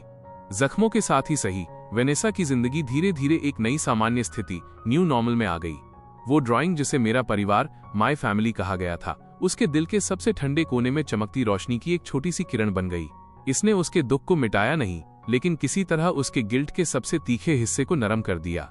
उसे आखिरकार समझ आया कि नेट ने उसके लिए जो छोड़ा था वो कभी सिर्फ दर्द और पछतावा नहीं था। उसने उसे शुद्ध प्यार और दुआएं भी दी थीं जो उतनी ही साफ थीं। उस एहसास ने आखिरकार वेनेसा को वाकई आगे बढ़ते रहने की ताकत दी। उसने अपनी जिंदगी की प्लानिंग और भी सक्रिय रूप से शुरू की। खुद को सिर्फ काम में डुबोने के बजाय उसने फिर से ऑयल पेंटिंग शुरू की जिसे वो बचपन में पसंद करती थी, और यहाँ तक कि उसने वीकेंड क्लास के लिए भी साइन अप किया। स्टूडियो में टारपिंटाइन की गंध, कैनवस पर ब्रश चलने का एहसास, इन सब ने उसे वो शांति दी जो उसने बहुत समय से महसूस नहीं की थी। वो लैंडस्केप और स्टिल लाइफ पेंट करती थी, लेकिन कभी इंसान नहीं, खासकर परिवार तो बिल्कुल नहीं। वो ड्राइंग नेट का इकलौता मास्टरपीस था। वो उसकी नकल करना बर्दाश्त नहीं कर सकती थी और न ही वो चाहती थी। ह्यूगो के साथ उसका रिश्ता भी और ज्यादा स्वाभाविक, नेचुरल हो गया। कॉलेज से ग्रेजुएट होने के बाद ह्यूगो ने घर लौटने और वहीं अपना फ्यूचर बनाने का फैसला किया। वो वेंस ग्रुप में शामिल नहीं हुआ, इसके बजाय उसने अपनी काबिलियत से एक टेक स्टार्टअप में अपनी जगह बनाई। वेनेसा ने उसके इस फैसले का सम्मान किया। जब भी वो अपने करियर को लेकर उलझन में होता, वो उसे एक अनुभवी मार्गदर्शक की तरह सलाह देती, न कि उसके लिए फैसले लेती। समय समय पर वे साथ में खाना खाते और काम और जिंदगी के बारे में बातें करते, बिल्कुल उन भाई बहनों की तरह जो एक दूसरे के साथ सहज हो गए हों। एक बार ह्यूगो अपनी गर्लफ्रेंड को उससे मिलवाने लाया और वो लड़की जाहिर तौर पर नर्वस थी। वेनेसा ने बस धीरे से मुस्कुराकर उसे एक शगुन, रेड एनवेलोप थमाया और कहा, एक दूसरे के साथ अच्छे से रहना और एक दूसरे के प्रति धैर्य रखना। उस पल वो ये सोचे बिना नहीं रह सकी कि अगर नेट यहाँ होता तो शायद एक दिन वो उसकी सिस्टर के रूप में भी बिल्कुल ऐसा ही पल जीती। नेट एंड एवर फाउंडेशन का प्रभाव बढ़ता गया और जल्द ही उसने देश के टॉप मेडिकल रिसर्च इंस्टीट्यूट्स के साथ काम करना शुरू कर दिया, जो अर्ली लीवर कैंसर स्क्रीनिंग और टारगेटेड ड्रग रिसर्च को फंड कर रहे थे। वेनेसा अब सिर्फ पैसा देने वाली इंसान नहीं थी, वो खुद कुछ प्रोजेक्ट डिस्कशंस में हिस्सा लेती थी और एक पेशेंट के परिवार के सदस्य के नजरिए से सुझाव देती थी। एक प्रोजेक्ट रिव्यू मीटिंग में एक यंग रिसर्चर ने उत्साह के साथ एक नई डिटेक्शन टेक्नोलॉजी प्रेजेंट की। उस टेक्नोलॉजी में लीवर कैंसर के अर्ली डिटेक्शन रेट को 30% तक बढ़ाने की पोटेंशियल थी। वेनेसा ने शांति से सुना, लेकिन उसकी आंखें भर आईं। उसे याद आया कि जब नेट को डायग्नोज हुआ था तब तक बहुत देर हो चुकी थी। उसने अपनी हथेली में नाखून गड़ाए और इमोशंस के उस उफान को वापस दबा दिया। काश उस वक्त इसे जल्दी पकड़ने का कोई मौका मिला होता। इस ख्याल ने उसे इस तरह की रिसर्च को सपोर्ट करते रहने के संकल्प को और मजबूत कर दिया। जिंदगी इसी तरह शांति से बहती रही जब तक कि एक पतझड़ की दोपहर वेनेसा को एक केयर फैसिलिटी से फोन नहीं आया। इस बार ये ह्यूगो के बारे में नहीं था, ये समर के बारे में था। मिस समर बीमार पड़ गई हैं। यह सालों की कड़ी मेहनत का नतीजा है और हालत बहुत उम्मीद भरी नहीं लग रही है। वेनेसा ने तुरंत अपने सारे काम कैंसिल किए और खुद ड्राइव करके उस छोटे शहर पहुंची। हॉस्पिटल के कमरे में कीटाणुनाशक डिसइंफेक्टेंट की वही हल्की गंध थी। समर अब वेनेसा की यादों से कहीं ज्यादा दुबली हो गई थी। उसका चेहरा पीला था, लेकिन उसकी आंखें अभी भी साफ और जिद्दी थीं। जब समर ने वेनेसा को देखा तो उसने एक कमजोर मुस्कान दी। प्रेसिडेंट वेन्स, आप आ गईं। वेनेसा बेड के पास बैठ गई और धीरे से उसका पतला हाथ अपने दोनों हाथों में ले लिया। मुझे वो मत कहो, बस वेनेसा कहो। लेकिन समर ने अपना सिर हिलाया और अपनी सांसें संभालने के बाद ही बोली, मुझे इसकी आदत है। इसके अलावा आप वाकई प्रेसिडेंट वेन्स हैं। मेरे पास अब ज्यादा वक्त नहीं बचा है। एक ऐसी बात है जिसके बारे में मैंने बहुत समय तक सोचा है और मुझे लगता है कि मुझे आपको ये बताना ही होगा। वेनेसा का दिल तुरंत बैठ गया। कहो। समर की नजरें खिड़की की तरफ मुड़ गईं, जैसे वो किसी पुरानी याद तक पहुंचने की कोशिश कर रही हो। नेट के मरने से पहले उसने वाकई आपके लिए कुछ शब्द छोड़े थे। उस दिन उसकी हालत बहुत खराब थी। वो भयानक दर्द में था, पूरे समय अर्ध चेतना, हाफ कॉन्शियस में था। उसने मेरा हाथ पकड़ा और कहा, सिस्टर समर, अगर मेरी सिस्टर को कभी एक दिन सब कुछ पता चल जाए तो उसे मेरी तरफ से यह कहना। समर वहां रुकी, उसकी सांसें उखड़ने लगी थीं। वेनेसा ने जल्दी से पानी उठाया और उसे पिलाने की कोशिश की, लेकिन समर ने धीरे से मना किया और अपनी बात जारी रखने की जिद की। उसने कहा उसे कहना कि वो बहुत लंबे समय तक शोक न मनाए। उसे कहना कि वो किसी ऐसे इंसान को ढूंढ ले जो उसके साथ रह सके। उसे उस तरह अकेला मत रहने देना जैसे मम्मी पापा उसे इस दुनिया में अकेला छोड़ गए थे। और उसे कहना कि वो गर्म खाना खाया करे। उसकी आवाज और भी कमजोर होती गई, यहां तक कि आखिरी शब्द तो इतने धीमे थे कि सुनाई भी नहीं दे रहे थे। वेनेसा के चेहरे से खामोशी से आंसू गिर रहे थे। ज्यादा लंबे समय तक शोक मत मनाना, किसी को ढूंढ लेना, गर्म खाना खाना। तो दुनिया में ये नेट की आखिरी चिंता थी। अपने आंसुओं को रोकते हुए वेनेसा ने अपना सिर झुकाया और अपना चेहरा समर की हथेली में छिपा लिया। वो पागल बच्चा, समर ने धीरे से कहा। उसने कभी तुम्हें ब्लेम नहीं किया। वो हमेशा कहता था कि उसकी सिस्टर दुनिया की सबसे अच्छी सिस्टर है। कुछ दिनों बाद समर का शांति से देहांत हो गया। वेनेसा ने उसे नेट की कब्र से ज्यादा दूर नहीं दफनाया और वहां सनफ्लावर्स का एक बुके रखा। धीमी आवाज में उसने कहा, अब तुम आखिरकार उससे मिलने जा सकती हो। इसके बाद वेनेसा ने खाने पीने को गंभीरता से लेना शुरू किया। उसने अपने लिए सूप बनाने के लिए किसी को काम पर रखा और कभी कभी वो खुद भी खाना बनाने की कोशिश करती। किचन से उठने वाली वह गर्माहट हमेशा उसे अजीब तरह से सुकून देती थी। एक शाम गोधूली के समय ह्यूगो ने ये बताने के लिए कॉल किया कि उसका प्रोजेक्ट सफल रहा है। उसकी आवाज युवा ऊर्जा से भरी हुई थी। ह्यूगो की बातें सुनते हुए वेनेसा को पता भी नहीं चला और उसके होठों पर मुस्कान आ गई। फोन काटने के बाद वो स्टडी में गई और उस ड्राइंग को देखा जिसका नाम था मेरा परिवार। इस बार वो रोई नहीं, उसने बस एक शांत वादा किया, मैं अच्छी तरह जीऊंगी, मैं आगे बढ़ती रहूंगी, उस सारे प्यार को लेकर जो तुमने मेरे लिए छोड़ा है। वो अभी भी सिमेट्री जाती थी, लेकिन अब ये पुराने दोस्तों से मिलने जैसा महसूस होता था। वो चाय का एक थर्मस ले जाती, बैठ जाती और खामोशी से बताती कि हाल ही में क्या क्या हुआ है। बाद में उसने मेरा परिवार वाली ड्राइंग को अपने बेडरूम में लगा लिया, जहां वो उसे याद दिलाती रहती थी कि प्यार ने उसे कभी नहीं छोड़ा।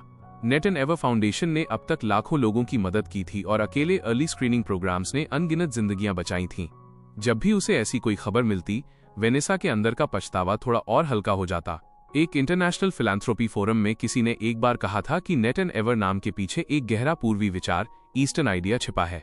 मरे हुए लोगों को याद रखना अंत में जीवित लोगों को संजोना सीखने का एक तरीका है। वेनेसा ने एक शांत और राहत भरी मुस्कान दी। हाँ, वाकई यही वो रास्ता बन गया जिस पर मैं चलती रही। इसके बाद ह्यूगो का प्रोजेक्ट वाकई सफल रहा और देखते ही देखते उसने टेक की दुनिया में अपना नाम बना लिया। बाद में वो अपनी गर्लफ्रेंड लिन वेई को वेनेसा से मिलवाने लाया। उस लड़की ने जो ब्रेस्ड पोक बनाया था उसमें किसी तरह उनकी मां के हाथों वाला स्वाद था। और लंबे समय के बाद पहली बार वेनेसा के दिल में एक छोटी सी गर्माहट उठी। 10 साल बीत गए। वेनेसा के बालों में चांदी जैसी सफेदी झलकने लगी थी और उसकी आंखें और भी शांत और स्थिर हो गई थीं। उसने धीरे धीरे अपनी पावर्स दूसरों को दे दी और अपनी एनर्जी लॉन्ग टर्म स्ट्रैटेजी और चैरिटी के काम पर लगानी शुरू की। उसने अपने गार्डन को सनफ्लावर्स और सफेद गुलदाउदी से भर दिया। बाद में एक डॉक्यूमेंट्री डायरेक्टर ने उससे कांटेक्ट किया जो नेट एंड एवर फाउंडेशन की कहानी पर फिल्म बनाना चाहता था। काफी देर की खामोशी के बाद वो मान गई, लेकिन एक शर्त पर कि इसे सच दिखाया जाए और फोकस उन असली कामों पर रहे जो फाउंडेशन कर रहा था। कैमरे के सामने वो हमेशा की तरह शांत और प्रोफेशनल थी, और जब भी वो फाउंडेशन के बारे में बात करती उसकी आंखों में एक चमक होती। किसी ने एक बार उससे पूछा, आप आखिरकार उस अंधेरे से बाहर कैसे आईं? उसने शांति से जवाब दिया, मैं उससे बाहर नहीं आई, मैंने उसे अपने साथ लेकर चलना सीख लिया। हम जिनसे प्यार करते हैं वे आखिरकार हमारा हिस्सा बन जाते हैं। मेरे लिए नेट और एवर का मतलब है दुख को आगे लेकर जाना और उसे जिंदगी को जारी रखने के और मौकों में बदल देना। जब डॉक्यूमेंट्री रिलीज हुई तो इसका रिस्पॉन्स शांत लेकिन बहुत गहरा था। वेनेसा की कहानी बहुत से लोगों के लिए एक मिसाल बन गई कि टूट जाने के बाद खुद को दोबारा कैसे खड़ा किया जाता है।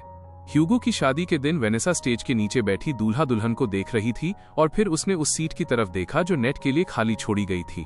धीमी आवाज में वो बुदबुदाई, कुछ लोग भले ही यहाँ मौजूद न हों, पर मैं जानती हूँ कि वे हमारे लिए अभी भी खुश हैं। नेट, तुम्हारी सिस्टर अच्छी तरह जिएगी।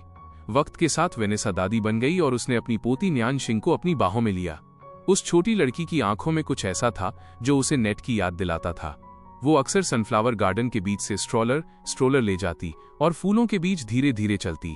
वो अपना सिर झुकाती और फुसफुसाती, देखो वहां तुम्हारे ग्रैंड अंकल हैं और एवर भी, वे दोनों तुम्हें बहुत प्यार करते हैं। जब न्यानशिंग 3 साल की हुई उसने पहली बार साफ आवाज में दादी कहा और वो नन्ही कोमल आवाज वेनेसा के दिल को छू गई।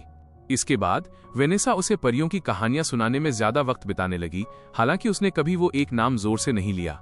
जब तक वेन्स ग्रुप पूरी तरह से इंडस्ट्री का बेंचमार्क बन चुका था, नेट एंड एवर फाउंडेशन भी एक बहुत विशाल संस्था बन चुकी थी। वेनेसा धीरे धीरे बैकग्राउंड में चली गई, शांति से गार्डन की देखभाल करती और फूलों को खिलते और मुरझाते देखती। एक दिन न्यानशिंग ने आसमान के सबसे चमकते सितारे की ओर इशारा किया और कहा, दादी, वो तारा कितना चमक रहा है। वेनेसा धीरे से मुस्कुराई और बोली, शायद तुम्हारे ग्रैंड अंकल ऊपर से हमें देख रहे हैं। उसके 70वें बर्थडे पर ह्यूगो ने उसे एक हाथ से बना फोटो एल्बम दिया। इसके सबसे पहले पेज पर मेरा परिवार वाली ड्राइंग की एक कॉपी थी और उसके बगल में टेढ़े मेढ़े अक्षरों में लिखा था, ग्रैंड पापा, grand mummy, grand uncle, ever और मैं। आखिरी के कुछ पेज जानबूझकर खाली छोड़े गए थे और उनके बीच एक नोट था, आने वाले दिनों में चलिए इसे साथ मिलकर भरते हैं। वेनेसा ने अपनी उंगलियां उन तस्वीरों पर धीरे से फेरी। उसकी आंखें चमक उठीं, लेकिन होठों के कोने पर एक हल्की मुस्कान बनी रही। उस तोहफे ने उसे आखिरकार पूरी तरह समझा दिया कि नेट को कभी भुलाया नहीं गया था। वो बस एक बहुत ही कोमल रूप में परिवार की यादों का हिस्सा बन गया था। अपनी उम्र के आखिरी पड़ाव में वेनेसा ने एक एक करके पुरानी चीजों को सहेजना शुरू किया, उन पर सावधानी से लेबल लगाए ताकि किसी दिन न्यानशिंग समझ सके कि ये परिवार कहाँ से आया था और ये किस रास्ते पर चला था। आखिरकार चैरिटी और रेस्क्यू के काम में अपनी जिंदगी समर्पित करने वाली प्रेसिडेंट वेंस का शांति से निधन हो गया। आंखों में आंसुओं के साथ उनकी आखिरी फुसफुसाहट थी, मम्मी, पापा, नेट, तुम लोग मुझे लेने आए हो। आई एम सॉरी, तुम्हारी सिस्टर तुम्हारा ख्याल रखने में नाकाम रही। उनके पास मौजूद हर कोई खामोश हो गया। किसी ने भी एक बुजुर्ग महिला को इतने दुख के साथ रोते नहीं देखा था। और फिर भी जब वो आखिरकार विदा हुई तो उनके चेहरे पर शांति थी और एक बच्चे जैसी हल्की संतुष्ट मुस्कान थी।